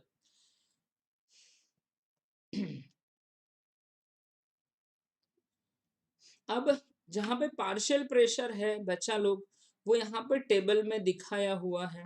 ठीक है, एटमोस्फियर, एटमोस्फियरिक एयर जो है ना, एटमोस्फियरिक एयर में ऑक्सीजन कितना है 159, ऑक्सीजन कितना है बच्चा लोग 159, एल्वियोलाई में ऑक्सीजन कितना है 104, ये मैं आपको एक्सप्लेन कर रहा हूँ। ठीक है, डीऑक्सीजनेटेड ब्लड में कितना है 40, एंड ब्लड में कितना, ऑक्सीजनेटेड ब्लड में कितना होगा 95, टिश्यू के अंदर कितना होगा 40 होगा।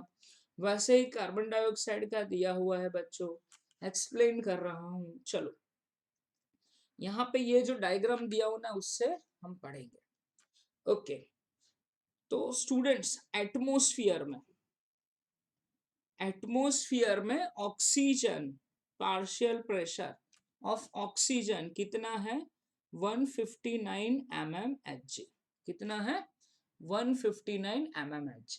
ठीक है, एंड कार्बन डाइऑक्साइड का कितना है 0.3 mmHg। ठीक है बच्चा लोग, अब ऑक्सीजन जो है वो हायर प्रेशर से लोअर प्रेशर की ओर आएगा, है ना। यानी यहाँ पे जो 159 mmHg है वहां से कहाँ पे आएगा, यहाँ पे एल्वियोलाई के अंदर ऑक्सीजन का पार्शियल प्रेशर कितना है 104 mmHg, यानी higher partial pressure to lower partial pressure oxygen है वो ट्रांसपोर्ट हो रहा है। ठीक है बच्चा लोग, अब यहां से जो ब्लड आने वाला है ना, यहां से जो ब्लड आएगा, ठीक है, ये ब्लड कौन सा होगा बच्चा लोग, डीऑक्सीजनेटेड ब्लड होगा। कौन सा होगा, डीऑक्सीजनेटेड ब्लड होगा। ठीक है, डीऑक्सीजनेटेड ब्लड होगा। ठीक है, तो अब क्या होगा, जो डीऑक्सीजनेटेड ब्लड है उसके अंदर ऑक्सीजन होगा बच्चा लोग, ऐसा नहीं कि ऑक्सीजन नहीं होगा, होगा लेकिन कम होगा। और उसका पार्शियल प्रेशर कितना है 40 mmHg, उसका पार्शियल प्रेशर कितना है बच्चों 40 mmHg है। ठीक है, अब यहाँ पे क्या होगा, वापिस higher concentration to lower concentration oxygen transport होगा। यहाँ पे कितना है, एल्वियोलाई के अंदर 104 mmHg, यहाँ पे जो ऑक्सीजन आया है ना उसके अंदर ब्लड जो आया उसके अंदर कितना है 104 mmHg। ठीक है बच्चों, तो अब क्या होगा कि यहां से higher concentration to lower concentration oxygen transport हो रहा है ना। तो अब यहाँ पे ये वाला जो ब्लड है वो कैसा हो जाएगा, ऑक्सीजनेटेड, कैसा ब्लड होगा ऑक्सीजनेटेड, और वहां पे ऑक्सीजन का पार्शियल प्रेशर कितना है 95 mmHg। बच्चों ऑक्सीजन का पार्शियल प्रेशर कितना है 95 mmHg। ठीक है, तो अब क्या हुआ, यहाँ से 104 mmHg है, इधर 40 mmHg है, ऑक्सीजन ससुरा थोड़ा आ गया है ना, तो इधर क्या हो गया बच्चों ऑक्सीजन का पार्शियल प्रेशर इंक्रीज हुआ। ठीक है, चलो अब ये जो ऑक्सीजनेटेड ब्लड है वो इधर घूमता घूमता घूमता घूमता घूमता इधर आ रहा है। इधर ब्लड, ऑक्सीजनेटेड ब्लड में पार्शियल प्रेशर कितना होगा, 95 mmHg। अब ये जो ऑक्सीजन है वो इधर आया, ठीक है बच्चा लोग, और वो ये जो क्या है, ये सेल है। सेल के अंदर ऑक्सीजन का पार्शियल प्रेशर कितना होगा, 20 mmHg, ठीक है, और यहाँ पे कितना है, 95 mmHg, ठीक है। तो अब यहाँ से यहाँ पे ऑक्सीजन ट्रांसपोर्ट होगा higher partial pressure to lower partial pressure. Cell के अंदर कम क्यों है, क्योंकि वहां पे कंटिन्यूअस ऑक्सीजन बच्चों यूज हो रहा है, क्योंकि हम काम करते ही रहते हैं, है ना। तो वहां पे क्या होगा बच्चों, कंटिन्यूअस ऑक्सीजन यूज होता रहेगा, है ना। तो पार्शियल प्रेशर सिर्फ 20 mmHg है। चलो अब क्या होगा कि यहां से जो ब्लड आगे जाने वाला है वो कौन सा होगा, डीऑक्सीजनेटेड ब्लड, क्योंकि ब्लड ने ऑक्सीजन को दे दिया। तो अब जो डीऑक्सीजनेटेड ब्लड है उसके अंदर कार्बन डाइऑक्साइड कितना होगा, 40 mmHg होगा, ठीक है। कम sorry not carbon dioxide, oxygen कितना होगा, 40 mmHg होगा। Clear Munna and Munni, oxygen का समझ में आ गया। अब देखते हैं हम कार्बन डाइऑक्साइड का, ठीक है, कार्बन डाइऑक्साइड का। तो ऑक्सीजन का में बच्चों दूसरा कलर हम ले लेते हैं, ओके चलो दूसरा कलर ले लो, ओके। अब बच्चों यहाँ पे सेल के अंदर कार्बन डाइऑक्साइड कंटिन्यूअस प्रोड्यूस होता रहेगा, है ना। तो सेल के अंदर कार्बन डाइऑक्साइड का पार्शियल प्रेशर कितना है, 50 mmHg, कितना है, 50 mmHg, ठीक है। तो बच्चा लोग, और ये जो ब्लड है ना, जो ब्लड ऑक्सीजनेटेड ब्लड आया हुआ है उसके अंदर कार्बन डाइऑक्साइड का पार्शियल प्रेशर कितना है, 40 mmHg। यानी यहाँ पे ब्लड में कार्बन डाइऑक्साइड का पार्शियल प्रेशर कितना है, 40, और इधर ससुरा सेल में कितना है, सेल में कितना है, 50 mmHg, है ना। तो higher partial pressure to lower partial pressure कौन ट्रांसपोर्ट हो रहा है, कार्बन डाइऑक्साइड बच्चों ट्रांसपोर्ट हो रहा है, ठीक है। चलो अब क्या होगा, अब क्या होगा कि यहाँ पे कार्बन डाइऑक्साइड का पार्शियल प्रेशर कितना हो जाएगा, 45, क्योंकि 50 से 40 तक गया, है ना। तो 45 हो गया। अब यहाँ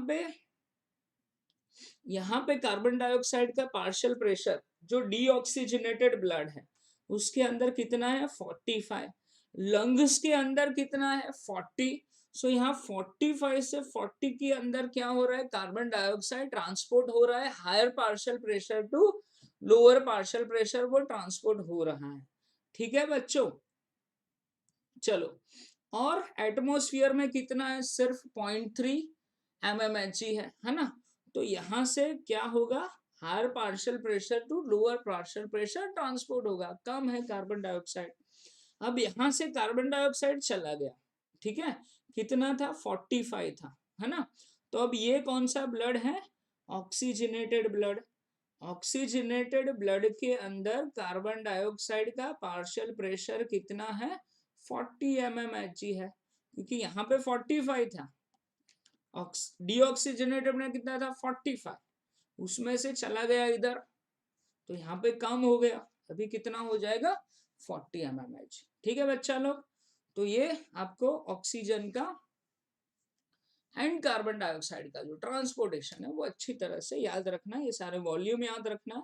यहाँ पे मैंने 2 एक्स्ट्रा वॉल्यूम लिखे हुए हैं, सेल का एक्स्ट्रा लिखा हुआ है, ठीक है, सेल का, कि सेल के अंदर ऑक्सीजन का पार्शियल प्रेशर कितना होता है, 20 होता है, एंड कार्बन डाइऑक्साइड का सेल के अंदर कितना होगा, 50 mmHg होगा, ओके। चलो बच्चा लोग, तो ये मैंने आपको पढ़ा दिया।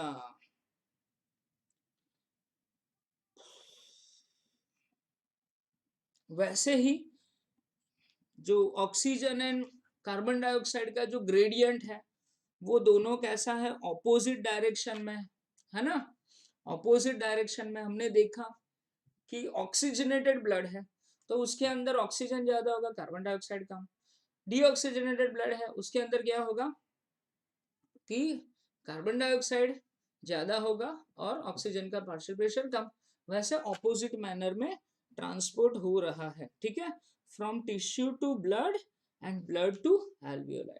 ठीक है, यहाँ पे बच्चा लोग हमको एक स्टेटमेंट दिया हुआ याद रखना है कि solubility of carbon dioxide is 20 to 25 times higher than O2। ठीक है, कि जो कार्बन डाइऑक्साइड का सॉल्युबिलिटी है वो ज्यादा है, वो ज्यादा सॉल्युबल हो जाता है। ठीक है, यानी कार्बन डाइऑक्साइड का जो ट्रांसपोर्टेशन है वो ज्यादा होगा। ठीक है, एंड ऑक्सीजन का जो ट्रांसपोर्टेशन है उसका जो पावर है वो कम है। ठीक है, कार्बन डाइऑक्साइड है वो ज्यादा ट्रांसपोर्ट होगा। क्लियर? चल, so amount of carbon dioxide जो डिफ्यूज है ना वो फास्ट हो रहा है। ठीक है, समझ में आया? कार्बन डाइऑक्साइड को जो डिफ्यूजन होगा ना वो फास्ट होगा। चल, अब यहाँ पे हमको क्या बोला है बच्चा लोग, डिफ्यूजन मेम्ब्रेन के बारे में बोला हुआ है कि डिफ्यूजन मेम्ब्रेन में क्या है। तो स्टूडेंट्स, डिफ्यूजन मेम्ब्रेन में 3 लेयर आएंगे। एक ये वाला लेयर आएगा, किसका लेयर, किसका लेयर आएगा कि squamous epithelium of, squamous epithelium of alveoli. किसका आएगा? Squamous epithelium of alveoli. ठीक है, और ये क्या है? एंडोथेलियम, यहाँ पे लिखा हुआ है एंडोथेलियम ऑफ ब्लड कैपिलरी। ठीक है, और दोनों के बीच में, दोनों के बीच में ये जो जगह है उसको हम क्या बोलेंगे? Basement membrane. आप सबको मालूम ही है कि एपिथेलियल टिश्यू है, वहां पे बेसमेंट मेम्ब्रेन होगा ही होगा बच्चों। ठीक है, क्लियर बच्चों? तो 3 मेम्ब्रेन याद रखना है। एक कौन सा याद रखेंगे हम बच्चा लोग कि एल्वियोलाई का मेम्ब्रेन। दूसरा कौन सा याद रखेंगे? ब्लड कैपिलरी का मेम्ब्रेन। और दोनों के बीच में क्या है? बेसमेंट मेम्ब्रेन है। तो इस ये यहाँ पे एक्सचेंज होगा, है ना, यहाँ पे एक्सचेंज हो रहा है। ठीक है, तो ये जो 3 मेम्ब्रेन है उसको हम क्या बोलेंगे बच्चा लोग? डिफ्यूजन मेम्ब्रेन बोलेंगे। क्या बोलेंगे? Diffusion membrane.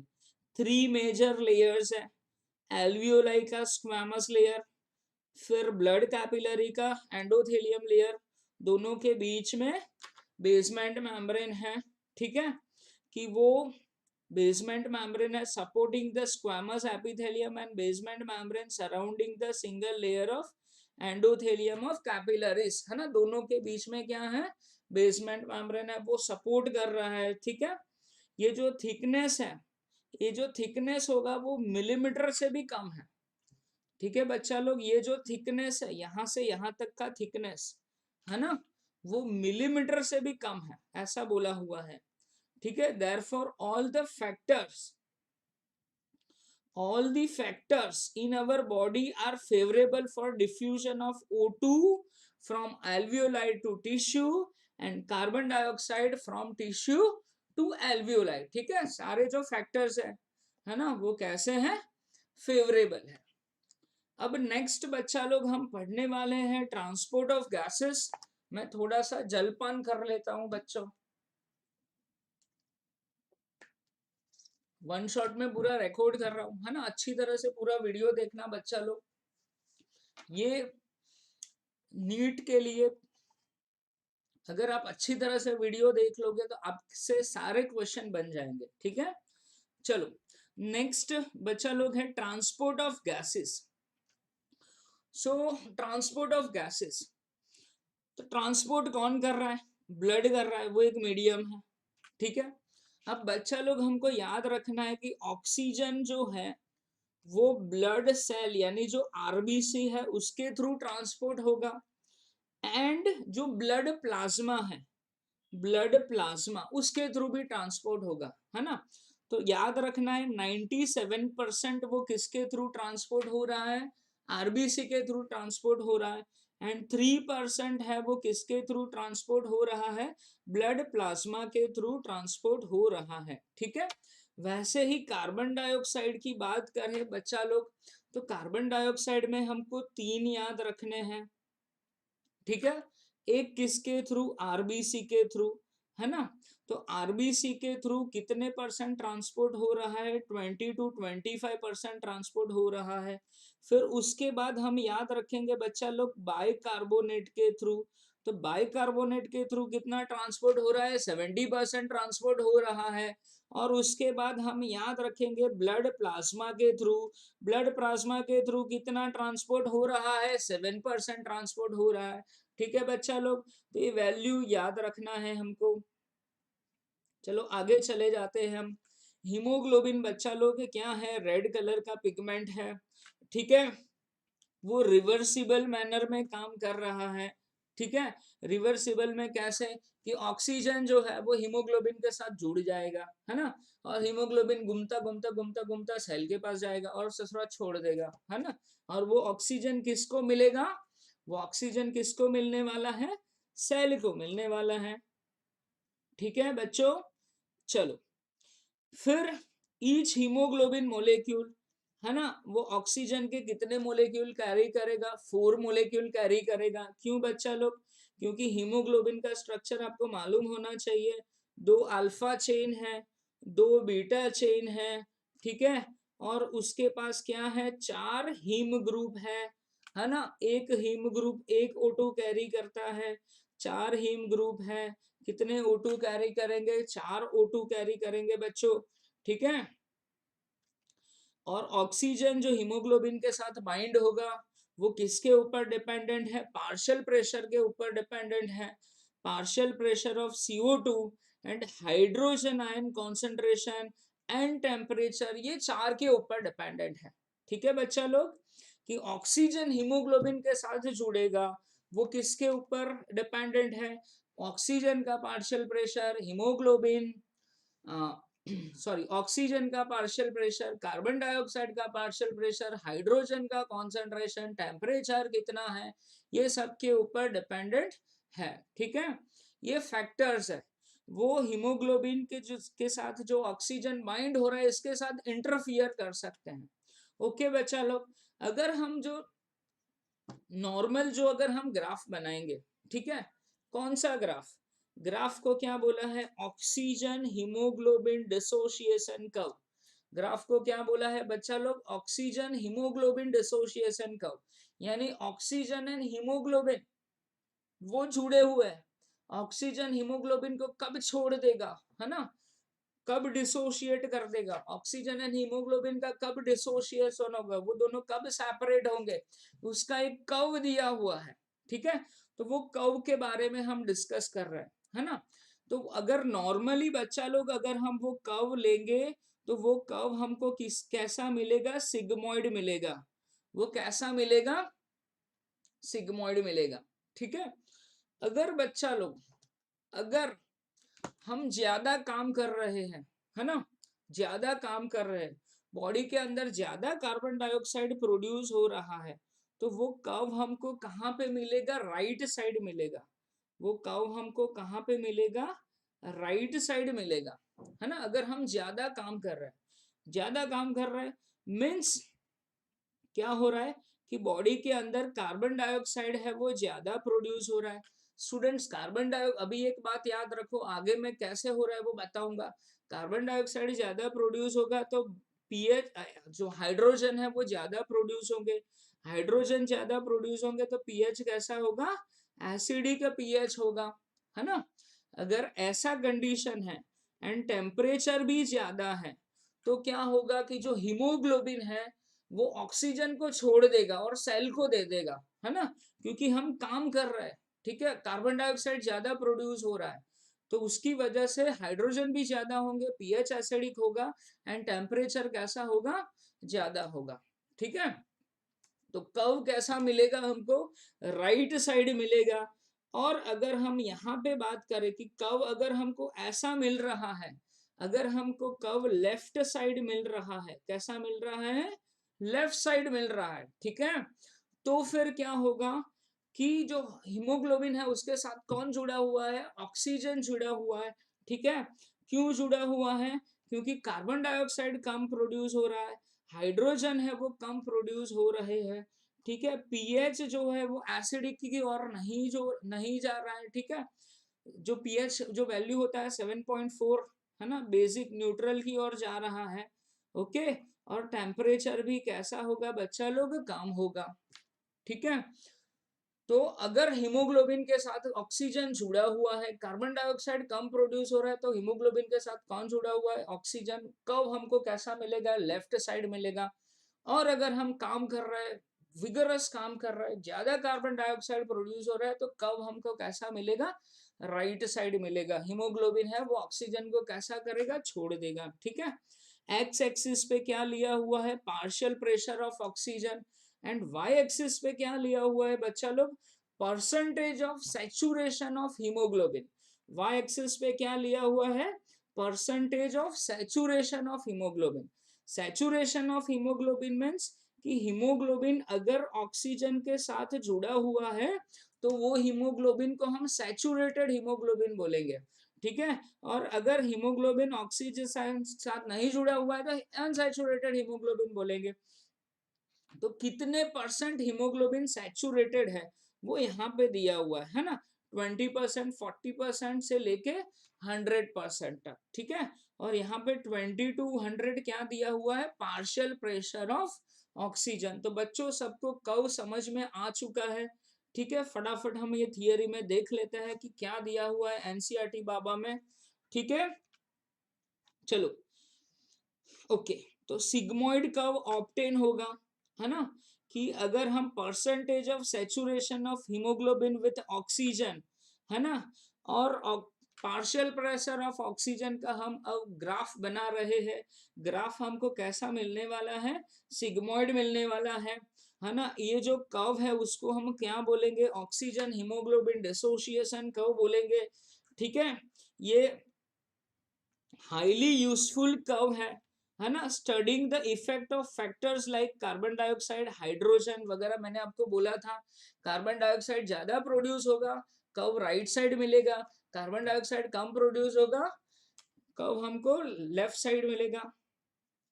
चलो, on binding of O2 with haemoglobin, है ना, कि हीमोग्लोबिन के साथ कौन जुड़ रहा है, ऑक्सीजन, ठीक है।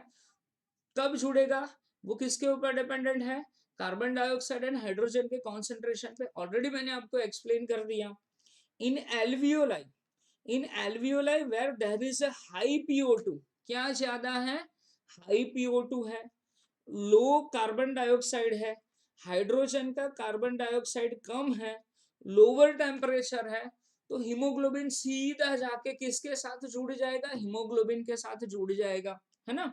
मैंने आपको बोला कि ऐसी कंडीशन कहाँ पे है, एल्वियोलाई में है, ठीक है। तो ऑक्सीजन किसके साथ जाके जुड़ जाएगा, कार्बन हीमोग्लोबिन के साथ जुड़ जाएगा, ठीक है। The factors, the factors are all favorable for the formation of oxyhemoglobin। Oxyhaemoglobin को प्रोड्यूस करने के लिए जो सारे फैक्टर्स हैं वो फेवरेबल्स हैं। वैसे ही टिश्यू में क्या होगा, इससे उल्टा होगा बच्चा लोग, है ना। लो ऑक्सीजन होगा, हाई कार्बन डाइऑक्साइड होगा, कार्बन डाइऑक्साइड उधर ज्यादा प्रोड्यूस हो रहा है, हाइड्रोजन ज्यादा होगा, है ना, टेम्परेचर ज्यादा होगा। जो कंडीशन है वो क्या है, फेवरेबल है। किसके लिए फेवरेबल है, डिसोसिएशन के लिए। हीमोग्लोबिन ससुरा ऑक्सीजन को छोड़ देगा, क्यों, क्योंकि ऐसी कंडीशन है ना, हीमोग्लोबिन एंड ऑक्सीजन का जो डिसोसिएशन है वो कैसा हो जाएगा, कम हो जाएगा। This clearly indicates that oxygen gets bound to haemoglobin in the lung surface and dissociate to the tissue, ठीक है बच्चा लोग, क्लियर। ओके, आगे जा रहे हैं। हमको याद रखना है बच्चा लोग कि 100 ml of oxygenated blood can deliver 5 ml of oxygen under normal physiological condition. बच्चा लोग अगर हम नॉर्मल फिजियोलॉजिकल कंडीशन की बात करें तो कितना होगा, नॉर्मल फिजियोलॉजिकल कंडीशन में 100 ml ब्लड है, वो क्या कर रहा है, 5 ml ऑक्सीजन को ट्रांसपोर्ट कर रहा है, ठीक है। अगर हम वैसे देखने जाए तो 1 ग्राम हीमोग्लोबिन है, 1 ग्राम हीमोग्लोबिन जो है बच्चा लोग वो ऑक्सीजन को ट्रांसपोर्ट करता है, ठीक है। वैसे ही अगर हम 100 ml ब्लड ले तो उसके अंदर क्या होगा, 15 ग्राम हीमोग्लोबिन होगा, ठीक है। तो 15 ग्राम हीमोग्लोबिन जो है उसका कैपेसिटी कितना है, 20 ml ऑक्सीजन को ट्रांसपोर्ट करना। 100 ml ब्लड कितना ऑक्सीजन ट्रांसपोर्ट कर सकता है, 20 ml, ठीक है। क्यों, क्योंकि 1 ग्राम हीमोग्लोबिन है वो कितना ट्रांसपोर्ट कर रहा है, 1.34 ml ऑक्सीजन को ट्रांसपोर्ट कर रहा है। तो 100 ml के अंदर 15 ग्राम हीमोग्लोबिन है, तो 100 ml कितना ट्रांसपोर्ट करेगा, 20 ml ऑक्सीजन है वो ट्रांसपोर्ट कर सकता है, ठीक है। लेकिन ये अगर हम नॉर्मल फिजियोलॉजिकल कंडीशन की बात करें तो हमारे लंग्स की कैपेसिटी कितनी है, 5 ml ऑक्सीजन को ट्रांसपोर्ट करने की है।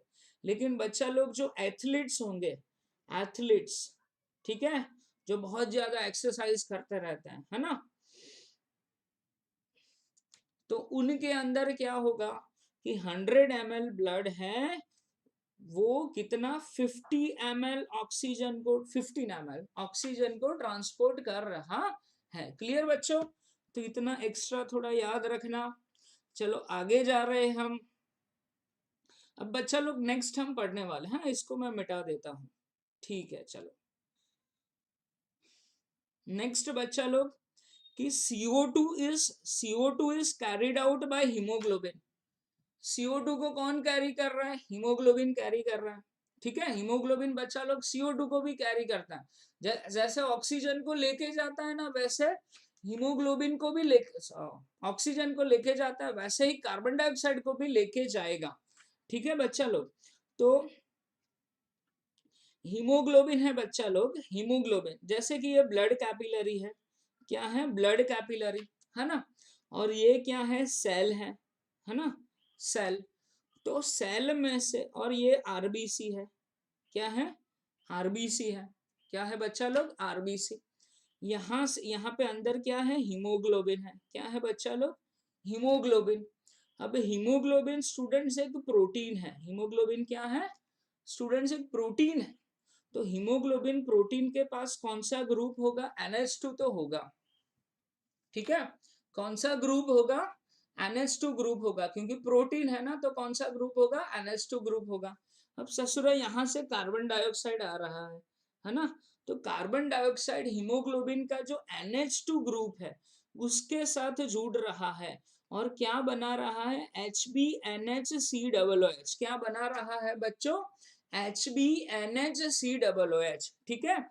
और ये जो HbNH_COOH है उसको हम क्या बोलेंगे, कार्बोमिनो हीमोग्लोबिन, HbNH_COOH, इसको हम क्या बोलेंगे, कार्बोमिनो हीमोग्लोबिन, ठीक है बच्चा लोग। चलो तो एक ये हो गया। आगे हमने पढ़ा था कि 3 वेज है ना। एक हीमोग्लोबिन से ट्रांसपोर्ट होगा 20 to 25%, 7% ब्लड प्लाज्मा से ट्रांसपोर्ट होगा, एंड 70% कैसे ट्रांसपोर्ट हो रहा है, बाइकार्बोनेट से ट्रांसपोर्ट हो रहा है।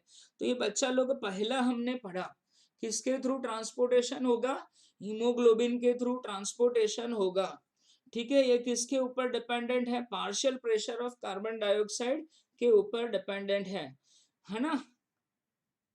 चलो oxygen, partial pressure of oxygen is major factor which could affect the binding, ठीक है। ऑक्सीजन के ऊपर डिपेंडेंट है, मेजर फैक्टर है कि ये बाइंडिंग के ऊपर अफेक्ट करेगा, ठीक है।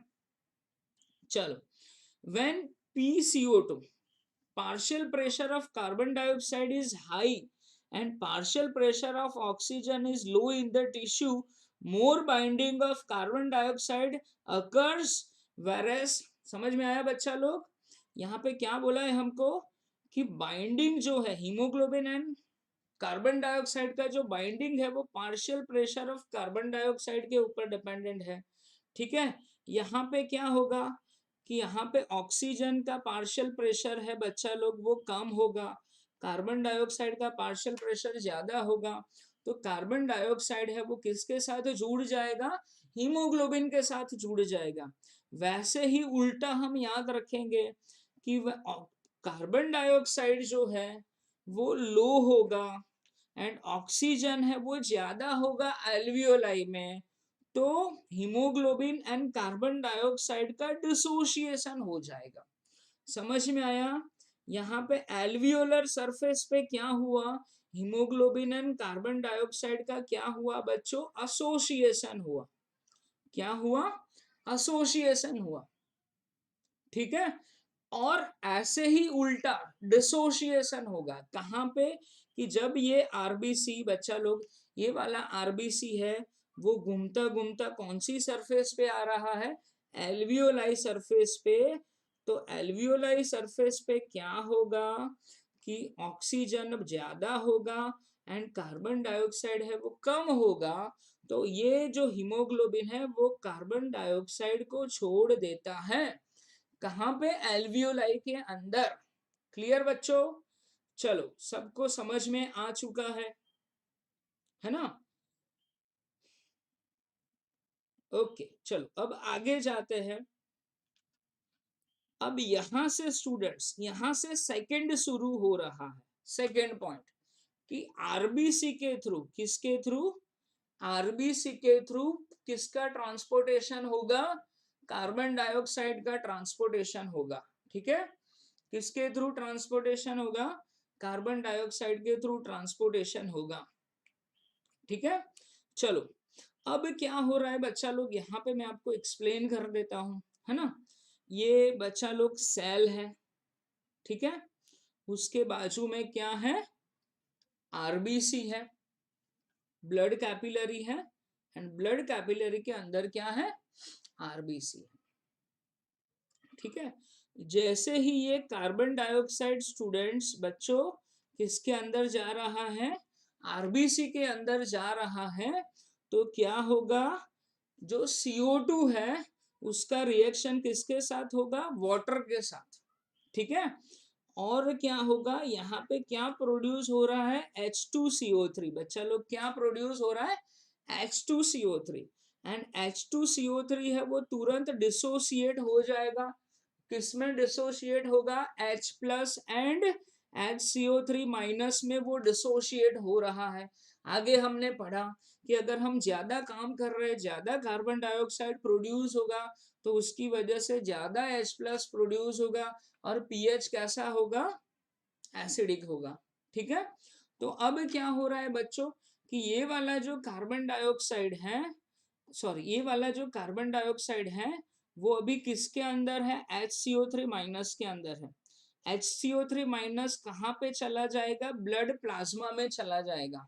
ठीक है, और उसको बैलेंस करने के लिए क्लोरीन जो है वो ब्लड प्लाज्मा में से किस में चला जाएगा, आरबीसी में से, आरबीसी में चला जाएगा। क्लियर, किस में चला जाएगा, आरबीसी में चला जाएगा। क्लियर बच्चा लोग, तो जो नेगेटिव चार्ज का जो बैलेंस था वो बैलेंस हो गया। ओके, और ऐसे आरबीसी के थ्रू कार्बन डाइऑक्साइड है वो ट्रांसपोर्ट होगा।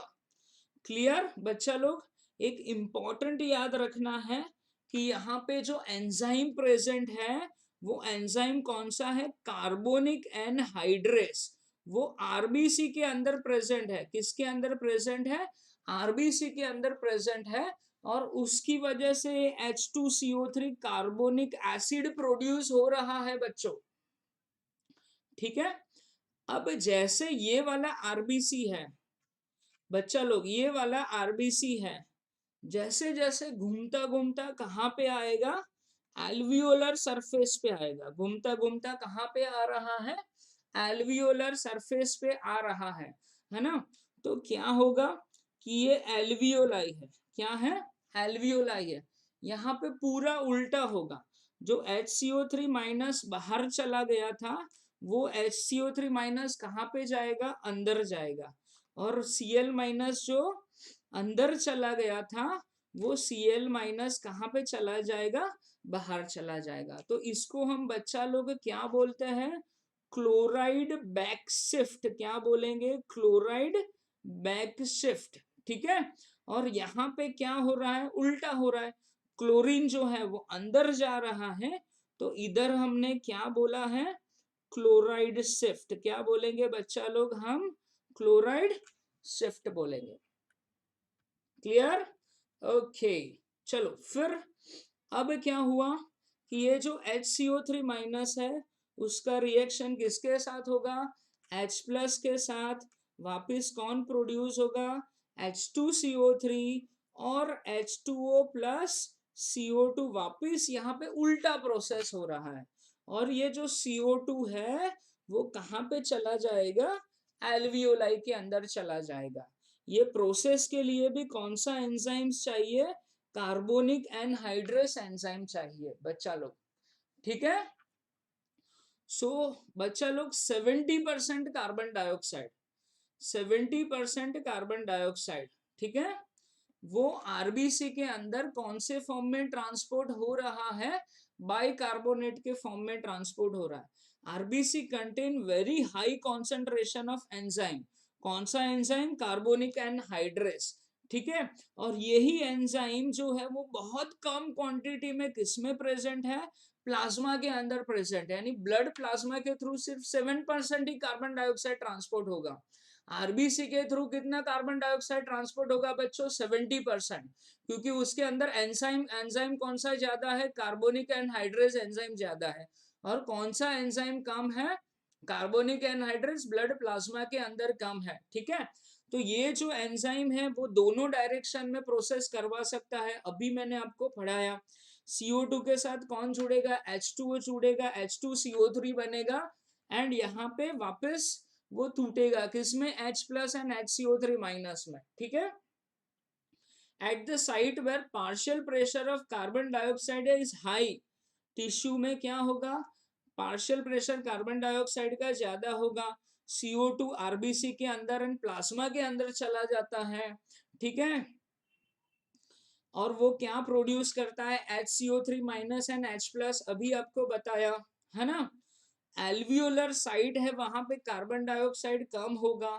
तो ये वाला ही प्रोसेस मैंने आपको बोला कि कैसा होगा, उल्टा होगा, ऑपोजिट डायरेक्शन में होगा, and leading the formation of CO2 and H2O। और ये जो CO2 है जो बाइकार्बोनेट के फॉर्म में टिश्यू में ट्रैप किया था, वो कहाँ पे, एल्वियोलाई में CO2 के फॉर्म में वो निकल जाता है। ठीक है। एंड याद रखना बच्चा लोग ये वाला लाइन कि 100 ml ऑक्सीजन, आगे हमने पढ़ा कि 100 ml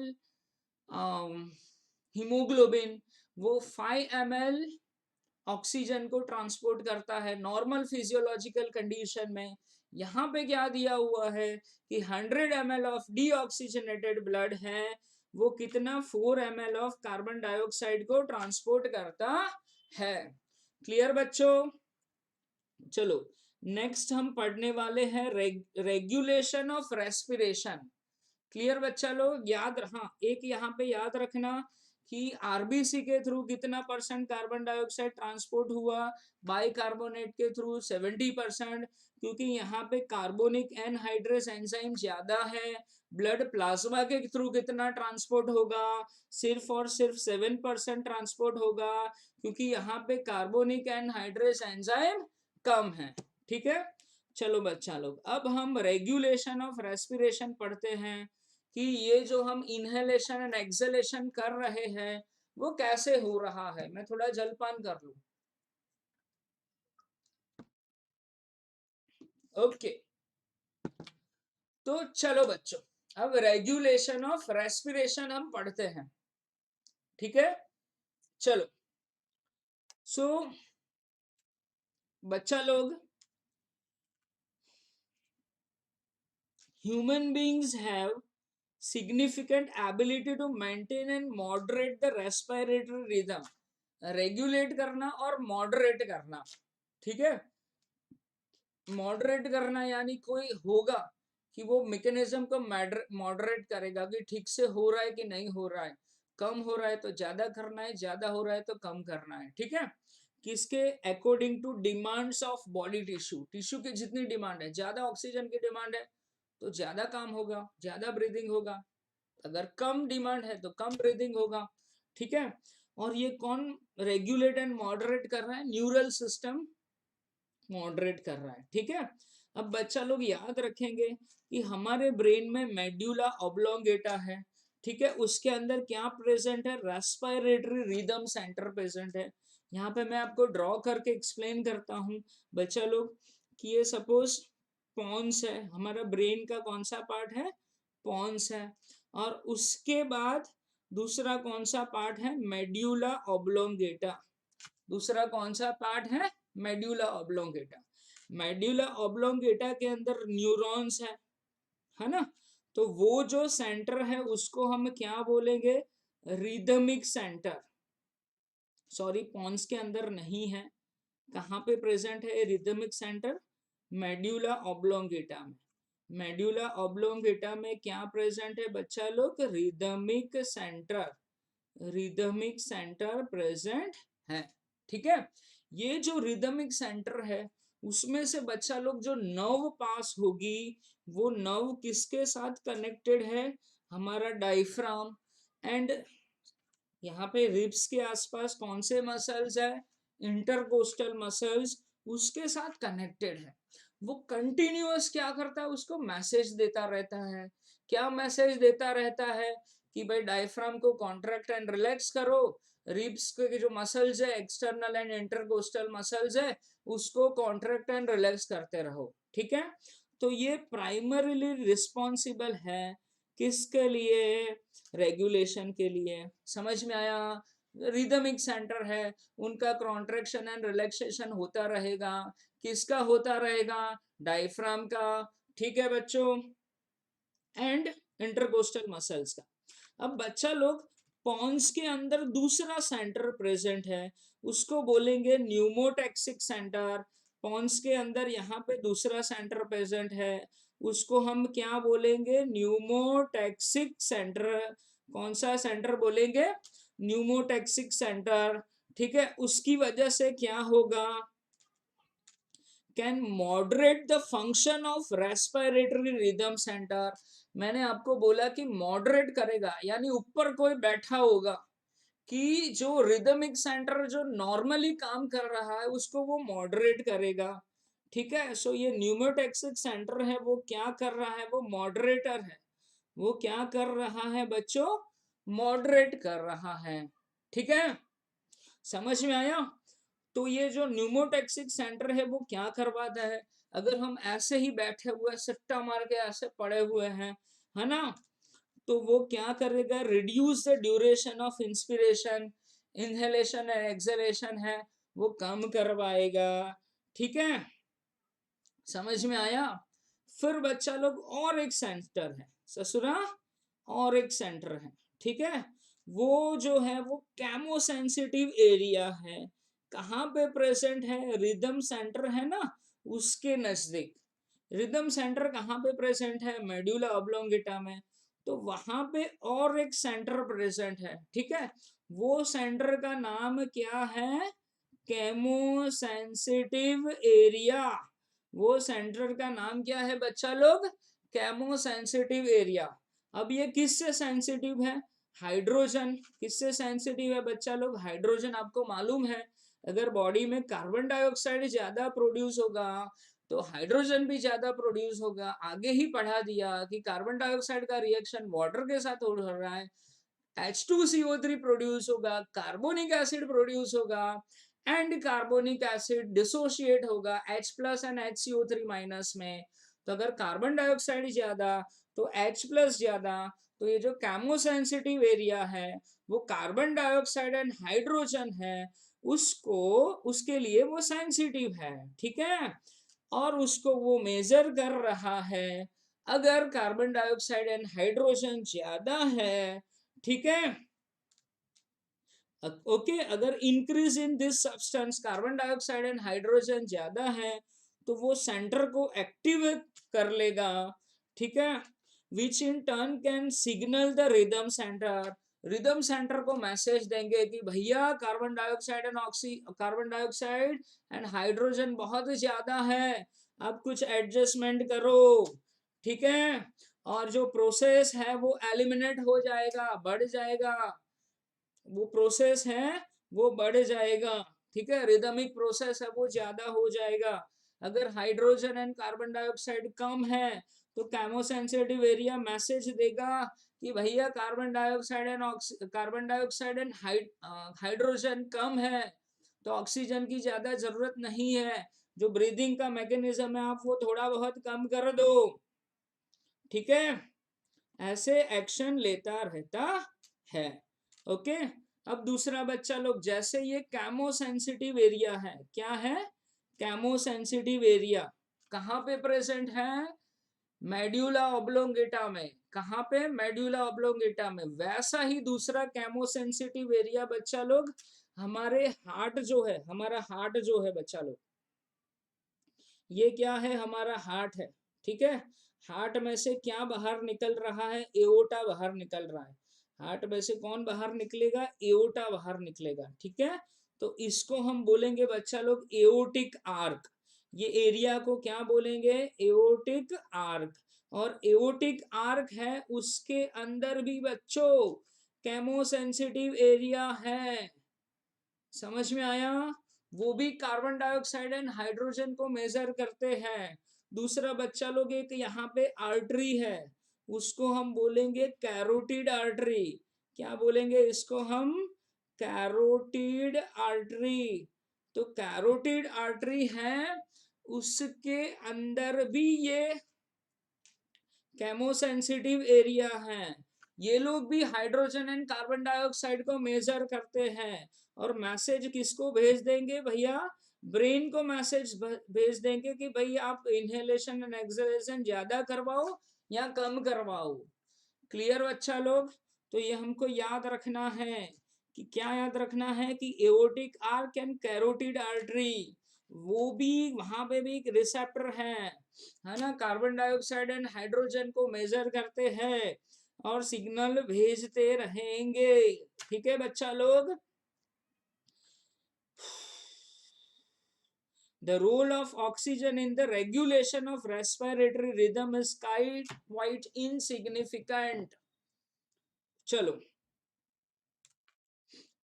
चलो, तो रोल किसका ज्यादा है, हाइड्रोजन एंड कार्बन डाइऑक्साइड, ठीक है। चलो बच्चा लोग, तो हमने रेगुलेशन भी पढ़ लिया। अब नेक्स्ट हम पढ़ने वाले हैं डिसऑर्डर ऑफ रेस्पिरेटरी सिस्टम। क्या पढ़ने वाले हैं, डिसऑर्डर ऑफ रेस्पिरेटरी सिस्टम, यानी कौन कौन से डिजीज है बच्चा लोग। इसको मैं मिटा देता हूं, मुझे थोड़ी जगह चाहिए, ओके। चलो, तो बच्चा लोग, एक हमको डिजीज दिया हुआ है अस्थमा। कौन सा डिजीज दिया हुआ है, अस्थमा। बच्चा लोग, अस्थमा वो एलर्जिक डिजीज है। अस्थमा कैसा डिजीज है, एलर्जिक डिजीज है बच्चा लोग। कैसा डिजीज है, एलर्जिक डिजीज है, ठीक है। तो उसमें क्या होगा कि एलर्जी की वजह से क्या होगा कि हमारा जो ब्रोंकाई है, ब्रोंक्यूल्स है ना, अंदर कोई बच्चा लोग ससुरा कुछ अनवांटेड मटेरियल चला गया, फॉरेन पार्टिकल चला गया, है ना, डस्ट पार्टिकल चला गया, क्या चला गया, डस्ट पार्टिकल, ठीक है, या फिर पोलन ग्रेन वगैरह चला गया, तो यहाँ पे क्या होगा, इन्फ्लामेशन होगा। क्या होगा, इन्फ्लामेशन होगा। तो बीच में ये जो ल्यूमेन है ना, ट्रेकिया का ल्यूमेन वो कम हो गया, यानी जो ब्रीदिंग है उसमें दिक्कत आएगी, साउंड प्रोड्यूस होगा, उसको हम वीजिंग साउंड बोलेंगे, ठीक है। तो अस्थमा कैसा डिजीज है, एलर्जिक डिजीज है ना। और ये क्या हो गया, इन्फ्लामेशन हो गया, ठीक है, वो रेड कलर का हो जाता है ना, ब्रोंकाई एंड ब्रोंक्यूल्स के अंदर। दूसरा डिजीज है बच्चा लोग, कौन सा है,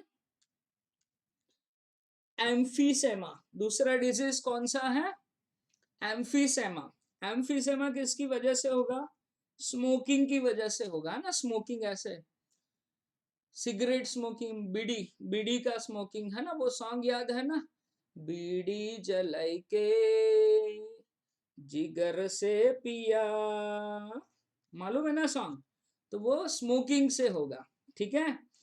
तो स्मोकिंग से क्या हो रहा है बच्चा लोग, कि एल्वियोलाई की जो वॉल है वो डैमेज हो रही है, उसकी वजह से जो रेस्पिरेटरी सरफेस एरिया है वो डिक्रीज होगा, समझ में आया?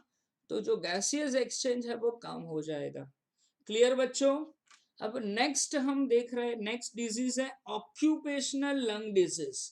ऑक्यूपेशनल लंग्स डिजीज यानी कि अगर किसी का ऑक्यूपेशन है सिलिका की फैक्ट्री में काम करना, है ना, ग्लास की फैक्ट्री में काम करना बच्चा लोग, या फिर किसी का काम है जो एस्बेस्टोस आता है उसकी फैक्ट्री में काम करना, है ना।